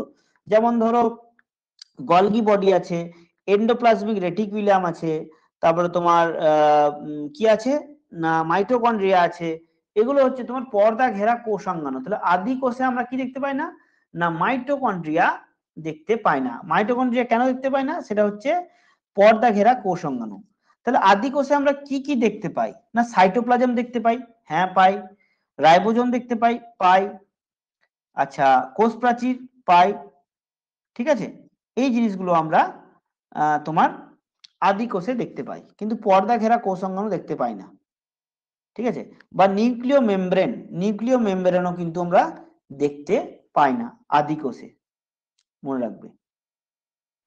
আচ্ছা, কিছু ব্যাকটেরিয়া যেগুলো আছে বা অ্যালগি যেগুলো আছে, শৈবাল, এই শৈবাল এবং ব্যাকটেরিয়াতে আমরা এই আদি কোষ দেখতে পাই। ঠিক আছে, প্রোক্যারিওটিক সেল দেখতে পাই। বেশ, নেক্সট দেখো, কোষ প্রাচীর দেখা যায় না উদ্ভিদে, ব্যাকটেরিয়াতে, জন্তুদের সবগুলি। আচ্ছা, এখানে উদ্ভিদ মানে হচ্ছে প্ল্যান্ট, ব্যাকটেরিয়া ব্যাকটেরিয়া, জন্তু মানে হচ্ছে এনিমেল। ঠিক আছে, কোষ প্রাচীর দেখা যায় না কার?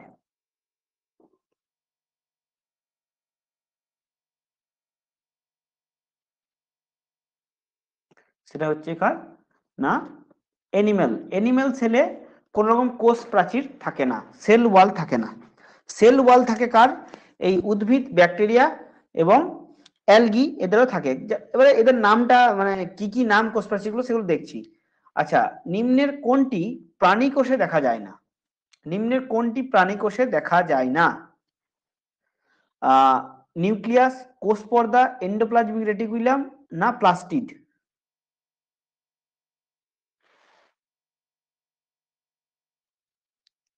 দেখা যায় না।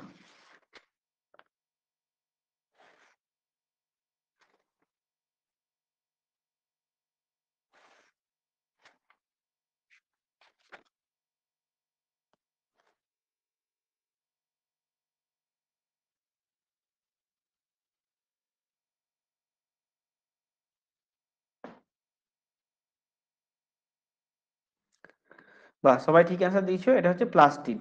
প্লাস্টিড প্রাণী কোষে দেখা যায় না, এটা উদ্ভিদ কোষে আমরা দেখতে পাই। ঠিক আছে, উদ্ভিদ কোষে এই প্লাস্টিডটা আমরা দেখতে পাই। এবং এই প্লাস্টিডের অনেকগুলো ভাগ রয়েছে, একটা হচ্ছে তোমার কি লিউকোপ্লাস্ট, ক্রোমোপ্লাস্ট এবং ক্লোরোপ্লাস্ট, তাদের আলাদা আলাদা ফাংশন রয়েছে, সেটা আমাদের অত জানার প্রয়োজনীয়তা নেই। বেশ, ব্যাকটেরিয়ার কোষ প্রাচীর কি দ্বারা নির্মিত? ব্যাকটেরিয়ার কোষ প্রাচীর কি দ্বারা নির্মিত? Cellulose, chitin, glycoprotein, peptidoglycan. ব্যাকটেরিয়ার কোষ প্রাচীর কি দ্বারা নির্মিত? কি দ্বারা নির্মিত?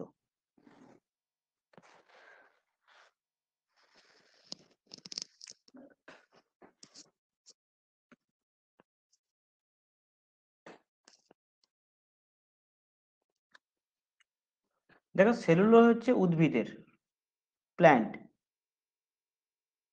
ঠিক আছে। কাইটিন কার? কাইটিন হচ্ছে ফাঙ্গি, মানে ছত্রাক। আর গ্লাইকোপ্রোটিন কার? গ্লাইকোপ্রোটিন হচ্ছে অ্যালগি, মানে শৈবাল। আর পেপটিডোগ্লাইডিন হচ্ছে ব্যাকটেরিয়া। ঠিক আছে, তাহলে রাইট অ্যান্সার কি হবে ব্যাকটেরিয়ার কোষ প্রাচীর? সেটা হচ্ছে পেপটিডো গ্লাইকেন। ওকে, আচ্ছা, নিম্নের কোনটি কোষের মস্তিষ্ক নামে পরিচিত? Brain of sell. আশা করি সবাই পারবে এটা। এবং এটা কি সমস্ত কোষে থাকে, সমস্ত কোষে থাকে, কিন্তু কার থাকে না? ভাইরাসের যে ভাইরাসে তো সেলই থাকে না, ভাইরাসে কি থাকে? নিউক্লিয় বস্তু থাকে, ডিএনএ অথবা আরএনএ, বা ডিএনএ আরএনএ দূরে থাকতে পারে, তাই না? মানে আমাদের কি হয়, আমাদের প্রতিটা প্রাণীর অ্যামিবা থেকে শুরু করে, এককোষী প্রাণী থেকে শুরু করে, ব্যাকটেরিয়া বলো, মানুষ বলো, জীবজন্তু, জানোয়ার, সবারই কি হয়? কোষ থাকে, এবং কোষের মধ্যে কি থাকে? নিউক্লিয়াস থাকে। নিউক্লিয়াসের মধ্যে তোমার ক্রোমোজোম থাকে, ক্রোমোজোমের মধ্যে তোমার ডিএনএ, জিন, এই সমস্ত জিনিস থাকে। কিন্তু এই যে তোমার কোষ, কোষ তো থাকেই না, তার সঙ্গে নিউক্লিয়াসও থাকে না, এবং কি একদম ক্রোমোজোমের ভিতরে যে ডিএনএটা বেরিয়ে আসে, সেই ডিএনএ অথবা আরএনএটা থাকে তোমার ভাইরাসের মধ্যে, বুঝলে? তাহলে নিউক্লিয় ম্যাটার থাকে, তাহলে এটা হচ্ছে নিউক্লিয়াস। ব্রেন অফ সেল, সবাই ঠিক আছে দিয়েছে, ভেরি গুড। এটা হচ্ছে নিউক্লিয়াস। তোমার কি আমাদের কোষের মস্তিষ্ক নামে পরিচিত, কারণ নিউক্লিয়াসে তোমার কি ম্যাক্সিমাম কাজটা হয়, এবং সে নির্দেশ দেয় কোষের সবাইকে। বেশ। সুইসাইডাল ব্যাগ বা আত্মঘাতী থলি কাকে বলা হয়? এটা তো সবাই পারবে আশা করি। Mitochondria, Golgi bodies, lysosome, endoplasmic reticulum. Suicidal bag. Suicidal bag কেন বলা হয় না? আলটিমেটলি যখন আমাদের তোমার কোনো কোষ যখন ড্যামেজ হয়, ড্যামেজ হওয়ার দিকে থাকে, তখন এই সে লাইসোজোমে কি করে না, কোষটাকে নষ্ট করে দেয়, ঠিক আছে। একে অ্যাটম বম অফ সেলও বলা হয়।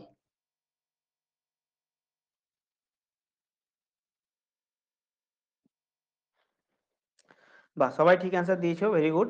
এটা হচ্ছে লাইসোজোম। লাইসোজোম কি? লাইসোজোমকে আত্মঘাতী থলি বলা হয়, বা সুইসাইডাল ব্যাগ বলা হয়। আর মাইটোকন্ড্রিয়াকে কি বলা হয়? এটা বলো তো, মাইটোকন্ড্রিয়াকে কি বলা হয়? মাইটোকন্ড্রিয়াকে শক্তিঘর, একদম পাওয়ার হাউস অফ সেল। কি বলা হয়? Power house. ওকে, বেশ বেশ। এবার দেখো, এটা তোমাদের কি হবে না, যে আমরা প্রিভিয়াস যে কোশ্চেনটা আলোচনা করলাম মাইটোকন্ড্রিয়া, তো সেখান থেকে তোমরা বলতে পারবে যে ব্যাকটেরিয়ার কোষে কতগুলি মাইটোকন্ড্রিয়া রয়েছে। এটা যদি বলতে পারো তোমরা, তাহলে জানবো তোমাদের কমন সেন্স ভালো আছে, কারণ যেহেতু আলোচনা হয়েছে।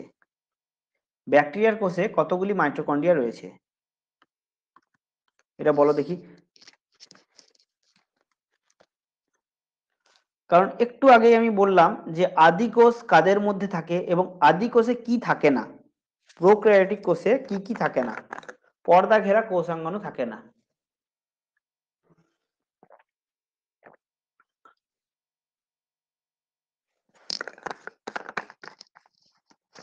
বাহ, ঠিক বলেছে একদম। শূন্যটি, মানে ব্যাকটেরিয়ার পর্দা ঘেরা কোষাঙ্গনও থাকে না। মাইটোকন্ড্রিয়া, গলগি বডিস, এই সমস্ত জিনিস থাকে না। তাদের নিউক্লিয়াস থাকে, কিন্তু নিউক্লিয়াস কি, নিউক্লিয় মেমব্রেন থাকে না, ঠিক আছে। তো কি কি থাকে না এটা মনে রাখবে, তাহলে অন্যগুলো মনে রয়ে যাবে, কারণ রাইজোম, সাইটোপ্লাজম এগুলো থাকে, এগুলো খুব গুরুত্বপূর্ণ জিনিস, ঠিক আছে। বেশ, নেক্সট দেখো, মানুষের দেহকোষে কতগুলি ক্রোমোজোম রয়েছে? মানুষের দেহকোষে কতগুলি ক্রোমোজোম রয়েছে? 23টি, 23 জোড়া, 44টি, 22 জোড়া।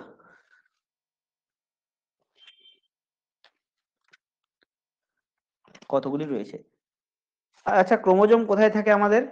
আমাদের কোষের কোথায় ক্রোমোজোম থাকে?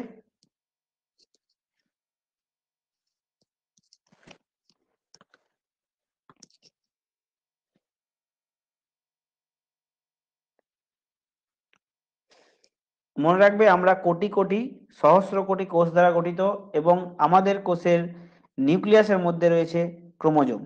হুম। আর এই ক্রোমোজোম হচ্ছে জিনের বাহক, মানে জিনটাকে ক্যারি করে এই ক্রোমোজোমের মধ্যেই। ক্রোমোজোমটা কেমন হয় না, এরকম একটা ক্রস চিহ্নের মতো দেখতে হয়। ঠিক আছে, মোটা করে যদি আঁকি এরকম হবে, এবং তার ভেতর থেকে কি হয়, আমাদের ডিএনএ বা জিন বেরিয়ে আসে, তার ভেতর থেকে ডিএনএ বা জিন বেরিয়ে আসে। ঠিক আছে, এবং এই জিন হচ্ছে আমাদের কি, আমি আর বললাম না, অ্যান্সারটা বলি, সেটা হচ্ছে 23 জোড়া। একদম ঠিক অ্যান্সার দিয়েছো। তাহলে ক্রোমোজোম কোথায় থাকে? আমাদের প্রতিটি কোষ, দেখো আমাদের কোষ কি না, মনে রাখবে যে কোষ তো বুঝতেই পারছো যে আমাদের যখন হয়তো কখনো আগুন লেগে গেল, ঠিক আছে, স্কিনে একটু আগুন পড়ে গেল বা মোমবাতি পড়ে গেল, তখন কি হয়, আমাদের ওইখানকার যে সেলগুলো আছে, সেলগুলো মরে যায়। হ্যাঁ, মরে গেলে কি হয়, কিছুদিন পরে সেই মৃত সেলগুলো উঠে যায় কালো চামড়া হয়ে, এবং নতুন সেল হয়। তাহলে সেল মানে বুঝতে পারছো যে ওইটুকু জায়গার মধ্যে কি হয়, আমাদের লক্ষাধিক সেল রয়েছে ওইটুকু জায়গা, ওইটুকু পুড়ে যাওয়ার জায়গার মধ্যে বা কেটে যাওয়া জায়গার মধ্যে। তাহলে আমাদের শরীর কি সহস্র কোটি কোষ দ্বারা গঠিত, এবং কোষের মধ্যেই রয়েছে কি না নিউক্লিয়াস, এবং নিউক্লিয়াসের মধ্যে রয়েছে ক্রোমোজোম, এবং ক্রোমোজোম থেকে আমাদের ডিএনএ বা জিন বেরিয়ে আসে। বেশ, জনন কোষে কি কি কি সংখ্যক ক্রোমোজোম থাকে? আচ্ছা, কি হবে না, একটাই হবে, কি সংখ্যক ক্রোমোজোম থাকে? Diploid 2n, haploid 2n, diploid n, haploid n, জনন কোষে।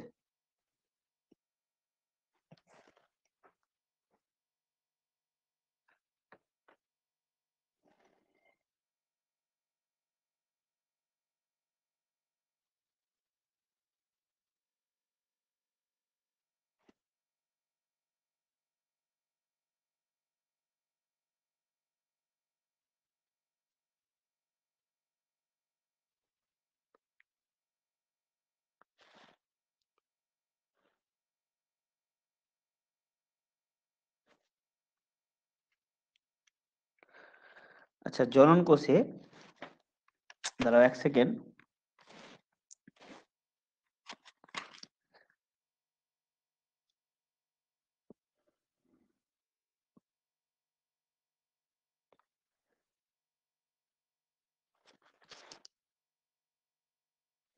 আচ্ছা, এখানে আমি বলছি গ্যামেটের কথা, ঠিক আছে, তোমরা এখানে গ্যামেটের কথা বলছি, গ্যামেট।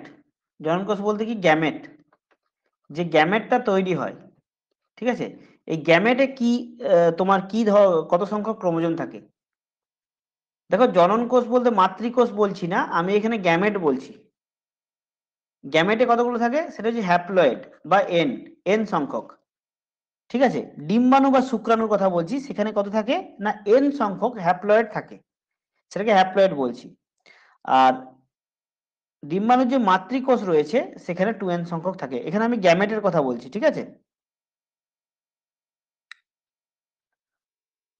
বোঝা গেল? এখানে কত হবে, হ্যাপ্লয়েড। জননকোষ বা গ্যামেটে হ্যাপ্লয়েড সংখ্যক ক্রোমোজোম রয়েছে।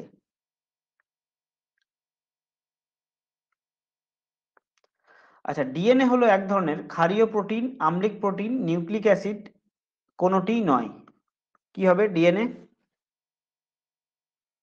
ডিএনএ এক ধরনের কি,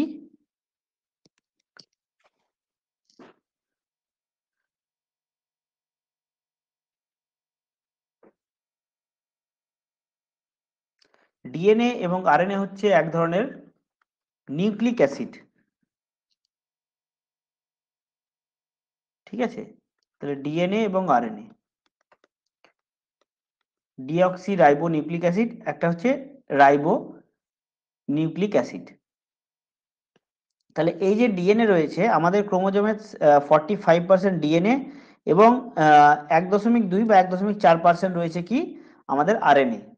ঠিক আছে, ডিএনএ কোথায় থাকে না আমাদের ক্রোমোজোমের মধ্যে থাকে ডিএনএ, এবং ডিএনএ এর মধ্যে কি থাকে, জিন যেটা বলি আমরা, জিন বা জিনোম। ঠিক আছে, এক কথায় জিনোম, এবং বহু বচনে জিন জিন বলা হয়। ঠিক আছে, তাহলে নিউক্লিক অ্যাসিড তোমার কি ডিএনএ এবং আরএনএ। বেশ, আমাদের কি থাকে, আমাদের মেনলি ডিএনএ থাকে, আরএনএ থাকে। আর যারা নিম্ন শ্রেণীর ভাইরাস ব্যাকটেরিয়া এরা মেনলি আরএনএ দ্বারা গঠিত হয়। বেশ, ডিএনএ এর আকৃতি কি রকম? ডিএনএ এর আকৃতি কি রকম? একতন্ত্রী, গোলাকার, দ্বিতন্ত্রী না ত্রিতন্ত্রী? ডিএনএ হচ্ছে ডাবল হেলিক্স, ঠিক আছে, দ্বিতন্ত্রী। দ্বিতন্ত্রী মানে হচ্ছে দুটো জিনিস নিয়ে গঠিত, দুটো তন্ত্র এইভাবে আছে। আর একটা তোমার কি পেঁচানো টাইপের আছে, ঠিক আছে, ডিএনএ তোমার পেঁচানো ধরনের, আবার এখান থেকে আরেকটা বেরিয়ে এভাবে মিশছে, ঠিক আছে, পেঁচানো ধরনের আছে। তো ডিএনএ হচ্ছে দ্বিতন্ত্রী। এবং এই যে ডিএনএ দ্বিতন্ত্রী, এটা কারা বলেছিল? কে বলতে পারবে ডিএনএ যে দ্বিতন্ত্রী এটা কারা বলেছিল? কোন দুটো ব্যক্তি বলেছিল ডিএনএ দ্বিতন্ত্রী? ডিএনএ দ্বিতন্ত্রী কোন দুটি ব্যক্তি বলেছিল? মনে রাখবে ওয়াটসন এবং ক্রিক। ওয়াটসন এবং ক্রিক বলেছিল ডিএনএ দ্বিতন্ত্রী। ওয়াটসন ও ক্রিক। ওয়াটসন ও ক্রিক। ক্রিক কি বলেছিল না ডিএনএ হচ্ছে দ্বিতন্ত্রী। ওয়াটসন এবং ক্রিক, ওয়াটসন ক্রিক কি বলেছিল? ডিএনএ দ্বিতন্ত্রী বা ডাবল হেলিক্স। বেশ, নিম্নের কোন বেসটি আরএনএ তে দেখা যায় না? মানে কোন বেসটি আরএনএ তে দেখা যায় না? তাহলে যে বেসটি আরএনএ তে দেখা যায় না সেই বেসটি অবভিয়াসলি ডিএনএ তে দেখা যায়। তাহলে একটা কোশ্চেনে দুটো কোশ্চেন হয়ে গেল। নিম্নের কোন বেসটি, দেখো আমরা কি জানি যে ডিএনএ এবং আরএনএ এগুলো কতগুলো কি বেস নিয়ে গঠিত, ঠিক আছে। বেস মানে কি হয় না, ধরো অ্যাডিনিন ধরলাম আর গুয়ানিন, এই অ্যাডিনিন এবং গুয়ানিন একে অপরের সঙ্গে এভাবে লেগে থাকে, ঠিক আছে, এভাবে লেগে রইল। আবার এখানে ধরলাম আমি সাইটোসিন এবং থায়ামিন একে অপরের সঙ্গে লেগে আছে। তো এটা এগুলো হচ্ছে কি বেস, ঠিক আছে, অ্যাডিনিন, গুয়ানিন, সাইটোসিন, থায়ামিন এগুলো হচ্ছে বেস।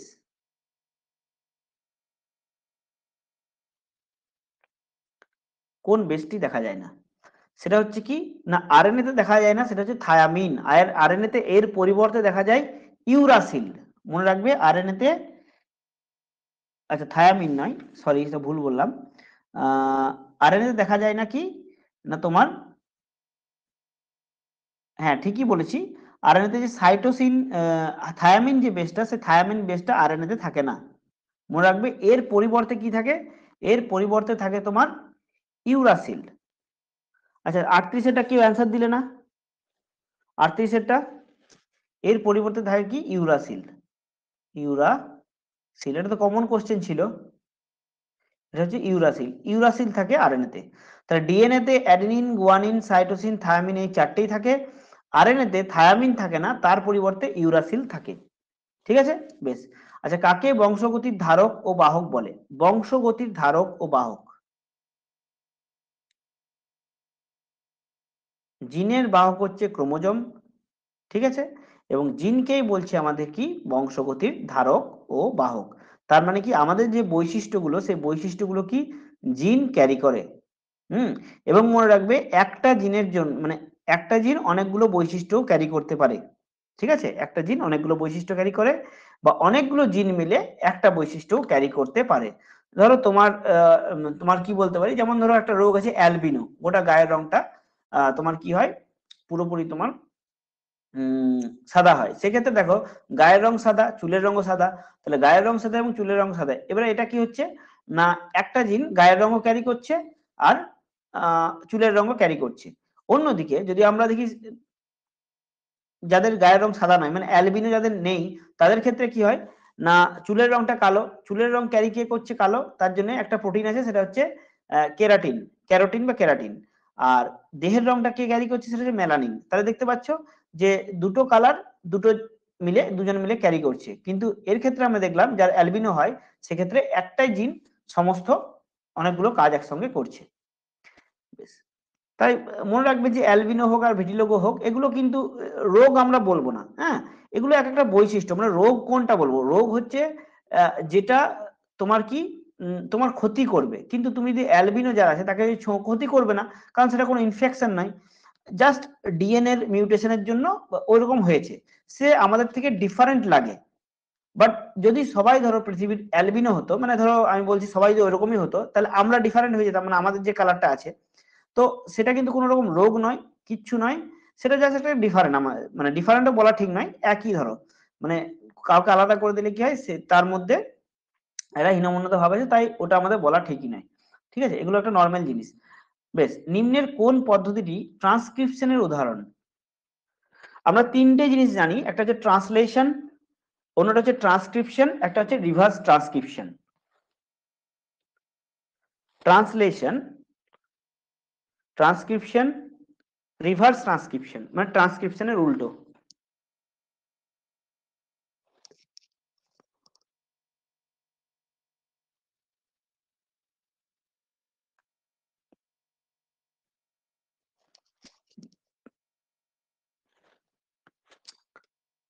ডিএনএ টু ডিএনএ, এটা হচ্ছে ডিএনএ টু ডিএনএ।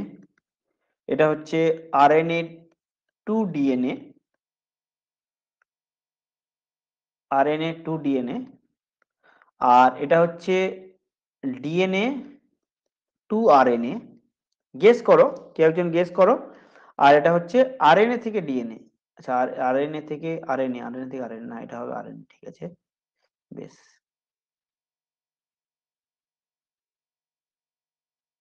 এটা হবে আরএনএ।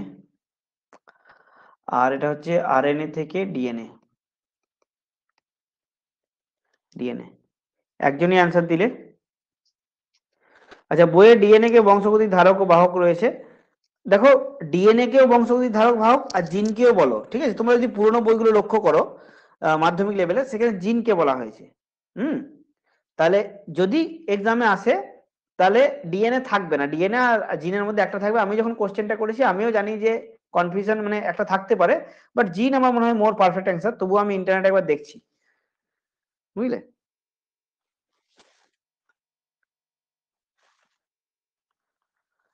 আচ্ছা, এটা অনেকে 40, এটা সি বলছো? C, C, C. বাহ, প্রতিভা এবং অর্পিতা, তোমরা ভালো অ্যান্সার দিয়েছো। সেটা হচ্ছে ডিএনএ থেকে আরএনএ যে তৈরি হচ্ছে, সেটা হচ্ছে ট্রান্সক্রিপশন। ঠিক আছে, তাহলে ডিএনএ টু আরএনএ হচ্ছে ট্রান্সক্রিপশন, ডিএনএ টু ডিএনএ হচ্ছে ট্রান্সলেশন, ট্রান্সলেশন। আর ডিএনএ টু আরএনএ যদি ট্রান্সক্রিপশন হয়, তাহলে আরএনএ টু ডিএনএ কি হবে, সেটা হচ্ছে রিভার্স ট্রান্সক্রিপশন, রিভার্স ট্রান্সক্রিপশন। মনে রাখবে, এই ডিএনএ থেকে যখন আরএনএ তৈরি হয়, তো সেই আরএনএটাকে আমরা কি বলি, মেসেঞ্জার আরএনএ, এম আরএনএ। আর এই এম আরএনএ কে কাজে লাগিয়েই কিন্তু আমাদের কি হয়েছে, অনেকগুলো ভ্যাকসিন কোভিডের তৈরি করা হয়েছে। ঠিক আছে, বেশ। এইডস ভাইরাস কি ধরনের ভাইরাস? ডিএনএ আরএনএ উভয়, কোনোটিই নয়। অ্যাকোয়ার্ড ইমিউনো ডেফিসিয়েন্সি সিনড্রোম যে কি করে না, আমাদের যে তোমার হোয়াইট ব্লাড সেল আছে, সেগুলো যেগুলো আমাদের সঙ্গে মানে আমাদের বডিতে অ্যান্টিবডি তৈরি করে, সেগুলোকে নষ্ট করে দেয় এই ভাইরাসটি। মনে রাখবে, ভাইরাস কি করে না, ভাইরাস তার যে জেনেটিক মেটেরিয়াল, তোমাকে আমি বলি এখানে খুব সুন্দর একটা গল্প। মানে ধরো, এটা আমাদের হচ্ছে সেল, ঠিক আছে? এবার এই সেলের মধ্যে ছোট্ট একটা নিউক্লিয়াস থাকে, এই ছোট্ট নিউক্লিয়াস, এবং তার মধ্যে রয়েছে কি, তার মধ্যে রয়েছে আমাদের ডিএনএ, এই লাল রঙের ডিএনএ। এইবারে কি করে না, কোনো ভাইরাস, মানে ধরো এইডস বলো, কোভিড-19 বলো, সেটা কি করে, সে যখন প্রবেশ করলো, তার জেনেটিক মেটেরিয়ালকে প্রবেশ করিয়ে দিল। তার জেনেটিক মেটেরিয়ালটা আমরা কি হিসেবে চিহ্নিত করি, নীল রং দিয়ে, কালো রং দিয়ে করি। তার জেনেটিক মেটেরিয়ালকে প্রবেশ করিয়ে দিলে, এবার তার জেনেটিক মেটেরিয়ালকে যখন প্রবেশ করালো, তখন কি হলো না, আমাদের সেলে কোষে, এই আমাদের নিউক্লিয়াস, নিউক্লিয়াসের মধ্যে যে ভেতরে লাল রঙের দেখো আমাদের ডিএনএ ছিল, সেখানে কি চলে এলো, সেখানে চলে এলো এই শয়তান ডিএনএ। মানে শয়তান মানে কার, এই ব্যাকটেরিয়ার ডিএনএ।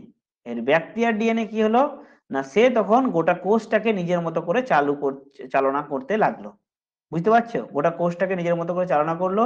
সে যখন এই মেসেঞ্জার আরএনএ, এম আরএনএ তৈরি করলো, এই এম আরএনএ কি করলো, তোমার কি অন্যান্য সেলে উল্টো পাল্টা ইনফরমেশন পাঠাতে লাগলো, এবং তার সঙ্গে সঙ্গে কি হলো, তোমার আমাদের যে টোটাল যে তোমার ইয়েটা আছে, ওই সিস্টেমটা আছে, মানে তোমার হোয়াইট ব্লাড সেল সেটা নষ্ট করে দিল। ঠিক আছে? তো এইভাবে কিন্তু একটা তোমার ভাইরাস কাজ করে। ভাইরাসের মধ্যে কোনো রকম তোমার কোষ নয় এটা, এখানে ক্রোমোজোমও থাকে না, এখানে শুধুমাত্র ডিএনএ অথবা আরএনএ বা বোথ, দুটোর মধ্যে একটা, দুটোই থাকতে পারে। ঠিক আছে? তাহলে এটা কি হচ্ছে, অ্যাকচুয়ালি সেটা অ্যান্সার বি, আরএনএ ভাইরাস। তাহলে এইডস হচ্ছে একটা আরএনএ ভাইরাস। হ্যাঁ, আর আমাদের যে কোভিড-19 ছিল সেটাও কিন্তু আরএনএ ভাইরাস। কোভিড-19ও কিন্তু একটা RNA virus, ribo nucleic acid. তাহলে আরএনএ হচ্ছে একতন্ত্রী নিউক্লিক অ্যাসিড, আর ডিএনএ হচ্ছে দ্বিতন্ত্রী নিউক্লিক অ্যাসিড।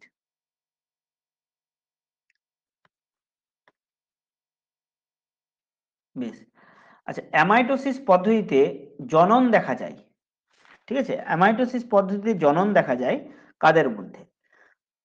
একটু লজিক খাটালেই তোমরা বলতে পারবে যে অ্যামাইটোসিস পদ্ধতিতে জনন কাদের দেহে দেখা যায়।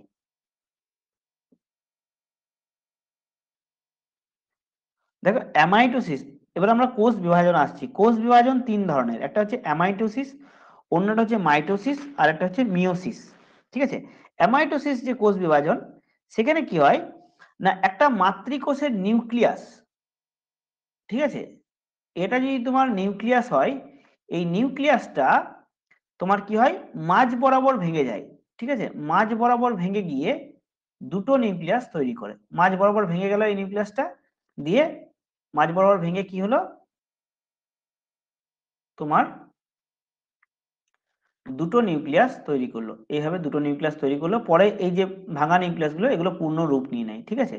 এগুলো পূর্ণ রূপ নিয়ে নিল মাঝ বরাবর ভেঙে গিয়ে। তো এই যে প্রসেসটা, হ্যাঁ, এই প্রসেসটাই হচ্ছে অ্যামাইটোসিস পদ্ধতি। এবং অ্যামাইটোসিস পদ্ধতিতে জনন দেখা যায়, মানে অ্যামাইটোসিস পদ্ধতি আমাদের যে উচ্চ শ্রেণীর উদ্ভিদ তাদের মধ্যেও দেখা যায়, কিন্তু সেটাকে আমি জনন বলবো না, সেটাকে কোষ বিভাজন বলবো। ঠিক আছে? তো জনন মানে কি, এক জীব থেকে নতুন জীব সৃষ্টি হওয়া, সেটা হচ্ছে ব্যাকটেরিয়াতে।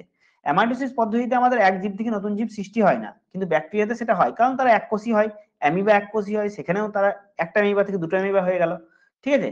তাহলে এটা হচ্ছে ব্যাকটেরিয়াতে জনন দেখা যায় অ্যামাইটোসিস পদ্ধতিতে, যেখানে নিউক্লিয়াসটা কি হয়, আহ, তোমার খাঁজের সৃষ্টি হয় এবং সেই খাঁজ থেকে তোমার দুটো অপত্য নিউক্লিয়াস তৈরি হয়। বেশ। নিম্নের কোন কোষ বিভাজনটি সদৃশ্য বিভাজন নামে পরিচিত? সদৃশ্য বিভাজন নামে পরিচিত।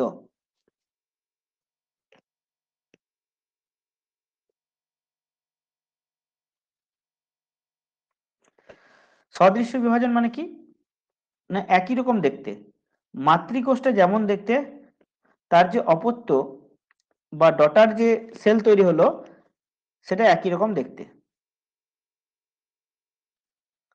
তো সদৃশ্য বিভাজন কোনটি? সেটা হচ্ছে মাইটোসিস। মাইটোসিস হচ্ছে সদৃশ্য বিভাজন। ঠিক আছে? বেশ।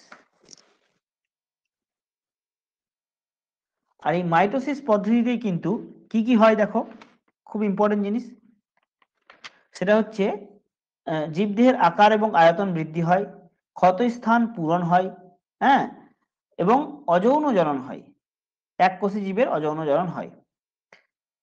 ঠিক আছে? এই মাইটোসিস পদ্ধতিতে। এবং বহুকোষী জীবদেহের সৃষ্টিও কিন্তু এই মাইটোসিস পদ্ধতিতে হয়ে আসে। এককোষী জাইগোট বিভাজিত হয়ে তোমার কি হয়, বহুকোষী জীব সৃষ্টি হয়। জাইগোট কিভাবে হয় না, ওই যে দুটো হ্যাপ্লয়েড ডিম্বাণু এবং শুক্রাণু মিলল, এবং ডিম্বাণু এবং শুক্রাণু মেলার পরে, এই যে ধরো একটা ডিম্বাণু আর একটা হচ্ছে শুক্রাণু, দুটোই কিন্তু এন, এবং তাদের মধ্যে নিষেক হওয়ার ফলে কি হলো, একটা জাইগোট তৈরি হলো, সেটা হচ্ছে 2n। এবং এই জাইগোট তো এককোষী প্রথমে, তারপরে এটা বহুকোষী তৈরি হলো, একই রকম দেখতে বহু অনেকগুলো কোষ কিন্তু তৈরি হলো, যার সংখ্যাগত ক্রোমোজোম 2n 2n 2n করে সংখ্যা। ঠিক আছে? 2n করে সংখ্যা। বেশ। তাহলে বোঝা গেল, শুক্রাণু ডিম্বাণু মিলে একটা জাইগোট তৈরি হলো 2n। বেশ। আচ্ছা, এই শুক্রাণু ডিম্বাণু এসেছিল আবার কোথা থেকে, সেগুলো যে এসেছিল কোথা থেকে, না সেটাও কিন্তু ডিম্বাণু মাতৃকোষ থেকে এসেছিল, তার ক্রোমোজোম সংখ্যা ছিল 2n। আর শুক্রাণু কিন্তু এসেছিল কি না, তোমার একটা শুক্রাণু মাতৃকোষ থেকে এসেছিল, তার সংখ্যা ছিল 2n। 2n থেকে কি হলো না, ডিম্বাণু এবং শুক্রাণু তৈরি হলো, সেখান থেকে আবার তোমার তৈরি হলো জাইগোট। বেশ।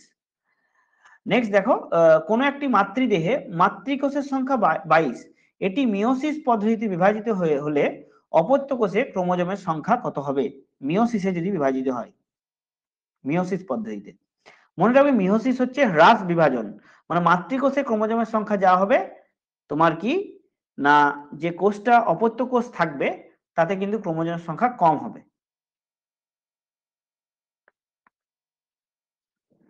হ্রাস বিভাজন মানে কি আমি আরেকবার লিখে দিচ্ছি, কি হবে?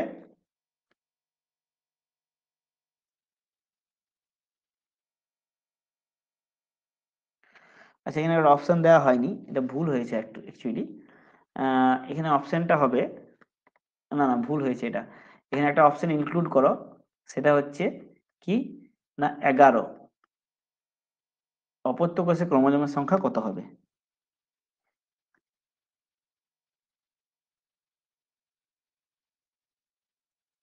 হ্যাঁ, বেশ, কেন বলছি না, মনে রাখবে যে মিওসিস যেটা আছে, না মিওসিস প্রধানত জীবের জনন কোষই হয়, এবং এখানে মাতৃ জনন কোষ লিখে দেবে তারা, জনন মাতৃ জনন কোষ। এবার মাতৃ জনন কোষে আগেরটাই দেখো আমরা কি দেখলাম, যে এটা হচ্ছে মাতৃ জনন কোষ, এই যে 2n টা আছে মাতৃ জনন কোষ, এবং এটা হলো অপত্য, তাহলে 2n থেকে n হচ্ছে, 2n থেকে n হলে কি হবে 22 থেকে 11 হবে ক্রোমোজোমের সংখ্যা, ঠিক আছে, 22 থেকে 11 হয়ে যাবে, বোঝা গেল? তাহলে ই হবে রাইট অ্যান্সার, যেটা আমি দিইনি এখানে অপশনে, যাই হোক ই হচ্ছে রাইট অ্যান্সার। বেশ, কোন চক্রের কোষ চক্রের কোন পর্যায়ে ডিএনএ সংশ্লেষ হয়? আই থিঙ্ক এই কোশ্চেনটা কোনো একটা মানে তোমার এক্সামে এসেছিল, বিসিএস 23 বা এরকম কিছু এসেছিল। ডিএনএ সংশ্লেষ হয় কোন পর্যায়ে? দেখো পাশের ছবিটা দেখো, এই ছবিটা থেকেই তোমরা অ্যান্সার করতে পারবে, কোন পর্যায়ে তোমার কি হয় ডিএনএ সংশ্লেষ হয়, ছবিটা ভালো করে দেখো। একদম ঠিক বলেছো, সেটা ইন্টারফেজ দশায়। দেখো, সরি, 1 সেকেন্ড, ইন্টারফেজ দশা। তাহলে এখানে দেখো, এই যে সম্পূর্ণ দশাটা এই লাল কালিতে যেটা আমি করছি একদম এতটা পর্যন্ত, এতটা পর্যন্ত এটা হচ্ছে ইন্টারফেজ। আর এই হলুদ রঙের যে কালিটা রয়েছে, এই হলুদ রঙের যে কালিটা, এইটুকু অংশ, এটা হচ্ছে কি না তোমার মাইটোটিক ফেজ, যার মধ্যে আবার মাইটোসিস সাইটোকাইনেসিস দুটো ফেজ রয়েছে, ঠিক আছে। তাহলে এই যে টোটাল ইন্টারফেজ, এই ইন্টারফেজে কি না তোমার ডিএনএ সংশ্লেষ বা ডিএনএ সিনথেসিস ঘটে, ঠিক আছে। তাহলে এটা হচ্ছে ইন্টারফেজ, বা তুমি বলতে পারো কি না অবিভাজন পর্যায়, ঠিক আছে। নেক্সট দেখো, মাইটোসিস কোষ বিভাজনের অন্তিম দশা কোনটি? অন্তিম দশা কোনটি? Metaphase, telophase, anaphase, prophase.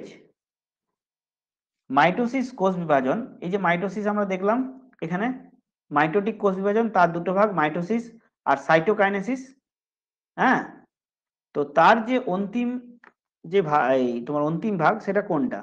একদম ঠিক বলেছো, দুজন মাত্র ঠিক অ্যান্সার দিলে, ঠিক আছে, ঠিক আছে, তিনজন, চারজন, বেশ ঠিক আছে, চারজনেই থেমে গেল। এটা হচ্ছে টেলোফেজ। টেলোফেজ দশায় কি হয় না, এটা হচ্ছে অন্তিম দশা, এবং এই দশাতে কি হয় না, আমাদের যে নিউক্লিয়াস গুলো ভেঙে অপত্য নিউক্লিয়াস সৃষ্টি হলো, মানে দুটো নিউক্লিয়াস ভেঙে দুটো অপত্য নিউক্লিয়াস তৈরি হলো, কিন্তু অপত্য কোষ সৃষ্টি হলো না। অপত্য কোষ কিন্তু যখন সাইটোপ্লাজম গুলো ভাঙবে তখন তৈরি হবে। মনে রাখবে আমাদের কোষ বিভাজন মূলত দুটো ইয়েতে হয়, একটা হচ্ছে নিউক্লিয়াসের ভেঙে যাওয়া, নিউক্লিয়াসের ভাঙন, নিউক্লিয়াস, আর 2 নম্বর হচ্ছে সাইটোপ্লাজম, ঠিক আছে, সাইটোপ্লাজম, সাইটোপ্লাজমের ভাঙন। তো নিউক্লিয়াসের ভাঙন যে হয়, সেই ভাঙনটা হলো কি এই চারটে দশা, প্রোফেজ, প্রোফেজ, মেটাফেজ, অ্যানাফেজ আর টেলোফেজ, এই চারটে দশার মধ্যে দিয়ে হয়। ভাগগুলো মনে রাখবে, 1 নম্বর হচ্ছে প্রোফেজ, 2 নম্বর হচ্ছে মেটাফেজ, তিন 3 নম্বর হচ্ছে অ্যানাফেজ, 4 নম্বর হচ্ছে টেলোফেজ। তো টেলোফেজ দশায় যে মাতৃ নিউক্লিয়াস সেটা সম্পূর্ণ ভেঙে দুটো নিউক্লিয়াস তৈরি হয়ে গেল, ঠিক আছে, কিন্তু তখনও কিন্তু অপত্য কোষ সৃষ্টি হবে না। অপত্য কোষ কখন সৃষ্টি হবে? যখন সাইটোপ্লাজমটা আবার ভাঙবে। তার নিউক্লিয়াস ভাঙন, সাইটোপ্লাজম দুটো যখন ভাঙন সৃষ্টি হয়ে গেল, তখন দুটো অপত্য কোষ সৃষ্টি হয়ে গেল, ঠিক আছে। বেশ, তাহলে অপশনে যদি থাকে যে টেলোফেজ দশায় অ্যাকচুয়ালি কি হয়, তাহলে একটা তোমার মাতৃকোষ থেকে দুটো এই একটা মাতৃ নিউক্লিয়াস থেকে দুটো অপত্য নিউক্লিয়াস তৈরি হয়। বেশ, কোষ বিভাজনের কোন দশায় বেম বা মাকু গঠিত হয়? দেখো কোষ বিভাজনের বিভিন্ন দশা আছে। তো সেখানে কি হয় না, একটা পর্যায়ে আছে যেখানে বেম, তন্তু বা মাকু গঠিত হয়। সেটা কোন দশায়? সেটা কোন দশায় হয়? দেখো এর অ্যান্সারটা বলে দিই, কোশ্চেনটা টাফ। সেটা হচ্ছে কি না, তোমার বেম তন্তু বা বেম গঠিত হয় সেটা হচ্ছে মেটাফেজ দশায়। ঠিক আছে, মেটাফেজ দশায় গঠিত হয় এবং এখানে কি হয়, দুটো ক্রোমোজোম কিন্তু কি হয় আলাদা দিকে যেতে শুরু করে। এবার প্রথমে কি হলো না, ক্রোমোজোম তৈরি হলো, প্রোফেজ দশায় ক্রোমোজোম তৈরি হলো। মেটাফেজ দশায় কি হলো না, তোমার মেটাফেজ দশায় বেম তন্তু তৈরি হলো এবং অ্যানাফেজ দশায় তারা আলাদা আলাদা দিকে যেতে শুরু করলো এবং ফাইনালি অপত্য নিউক্লিয়াস তৈরি হলো, সেটা টেলোফেজ দশায় তৈরি হলো। ঠিক আছে, লাস্ট কোশ্চেন আছে, আজকের লাস্ট কোশ্চেন। তো তার আগে কয়েকটা জিনিস আমি এখানে বলে নিই। এই যে দেখো, G1 গ্যাপ, G2 গ্যাপ, এই G1 G2 গ্যাপ এবং এস দশা, এই তিনটেই মনে রাখবে ইন্টারফেজ দশায় দেখা যায়। G1 গ্যাপে কি হয়, G1 গ্যাপে মেনলি তোমার তোমার ডিএনএ সংশ্লেষ ঘটে। তাহলে ডিএনএ সংশ্লেষ ঘটে কখন না, এই G1 এ। দাঁড়াও এক সেকেন্ড দাঁড়াও। আচ্ছা, সংশ্লেষ ঘটে এস দশায়। আর তোমার G1 দশায় কি হয়, আরএনএ তে প্রোটিন সংশ্লেষ ঘটে এবং কোষের বৃদ্ধি হয়। তাহলে G1 দশায় কি হয়, আরএনএ তে প্রোটিন সংশ্লেষ ঘটে এবং কোষের বৃদ্ধি হয়। G2 দশায় কি হয়, পুনরায় কিন্তু কোষের বৃদ্ধি হয়। তাহলে G1 এবং G2 দশায় সেলের গ্রোথ হয় এবং এস দশায় ডিএনএ সংশ্লেষ ঘটে। আর ডিএনএ সিনথেসিস না হলে কিন্তু সেই তোমার কি ক্রোমোজোম তৈরি হবে না পরবর্তীতে। তাহলে এটা হচ্ছে এমন একটা পর্যায়ে যেখানে ক্রোমোজোম তৈরির প্রাক মুহূর্ত। ঠিক আছে, কারণ পরবর্তী পর্যায়গুলোতে এই যে মেটাফেজ, এই প্রোফেজ, তারপরে মেটাফেজ, অ্যানাফেজ, টেলোফেজ, এগুলোতে কি হয় না, তোমার এই যে ক্রোমোজোমটা তোমার তৈরি হবে নিউ ক্রোমোজোম, তার জন্য এই ইন্টারফেজ দশার প্রয়োজন হয়, ডিএনএ সিনথেসিসের প্রয়োজন হয়, মানে সংশ্লেষের প্রয়োজন হয়। লাস্ট কোশ্চেন কি আছে, খুব সরি, লাস্ট কোশ্চেনটা এক সেকেন্ড দাঁড়াও। ওকে, আচ্ছা আজকে বেশ, আজকের ক্লাসটা এখানেই শেষ করলাম। এখানে দেখো দেখতে পাচ্ছ না তোমরা, তা আমি বলে দিই এখানে যে উদ্ভিদ কোষে, আর যখন স্লাইডটা তৈরি করেছিলাম লক্ষ্য করিনি, এটা একটু নিচে চলে এসেছে, এটা আর তোমার দেখানো যাবে না এখানে। ঠিক আছে, উদ্ভিদ কোষে সাইটোপ্লাজম বিভাজন ঘটে নিম্নের কোন পদ্ধতিতে? উদ্ভিদ কোষে সাইটোপ্লাজম বিভাজন ঘটে নিম্নের কোন পদ্ধতিতে? আমি যদি অপশন এ দিচ্ছি, সেটা হচ্ছে কি ক্লিভেজ পদ্ধতি, ক্লিভেজ, ক্লিভেজ। অপশন বি হচ্ছে তোমার কি না, অপশন বি হচ্ছে তোমার কোষপাত গঠন, কোষপাত বা সেল প্লেট গঠন, কোষপাত। আর অপশন সি হচ্ছে কি না, তোমার ফারোইং। ঠিক আছে, ফারোইং, ফারোইং। তাহলে উদ্ভিদ কোষের সাইটোপ্লাজম বিভাজন হয়, নিউক্লিয়াস বিভাজনের পরে সাইটোপ্লাজমের যে বিভাজন হয়, সেটা কোন পদ্ধতিতে হয়? ক্লিভেজ পদ্ধতি, কোষপাত বা সেল প্লেট পদ্ধতি, না ফারোইং পদ্ধতি? বাহ, ঠিক বলেছে সবাই। এটা হচ্ছে কি না, কোষপাত বা সেল প্লেট গঠনের মাধ্যমে হয়। তোমার কি, হ্যাঁ অপর্ণা, প্রতিভা, একদম ঠিক বলেছো। সেল প্লেট গঠনের মাধ্যমে উদ্ভিদ কোষের সাইটোপ্লাজমের বিভাজন ঘটে। আর ক্লিভেজ পদ্ধতিতে ঘটে কি, প্রাণী কোষের বিভাজন। ঠিক আছে, বেশ, ঠিক আছে, আজকের ক্লাসটা আমরা এখানে শেষ করলাম। পরবর্তী ক্লাসে আমরা কি না আরো গুরুত্বপূর্ণ কিছু চ্যাপ্টারের উপর এমসিকিউ আলোচনা করব।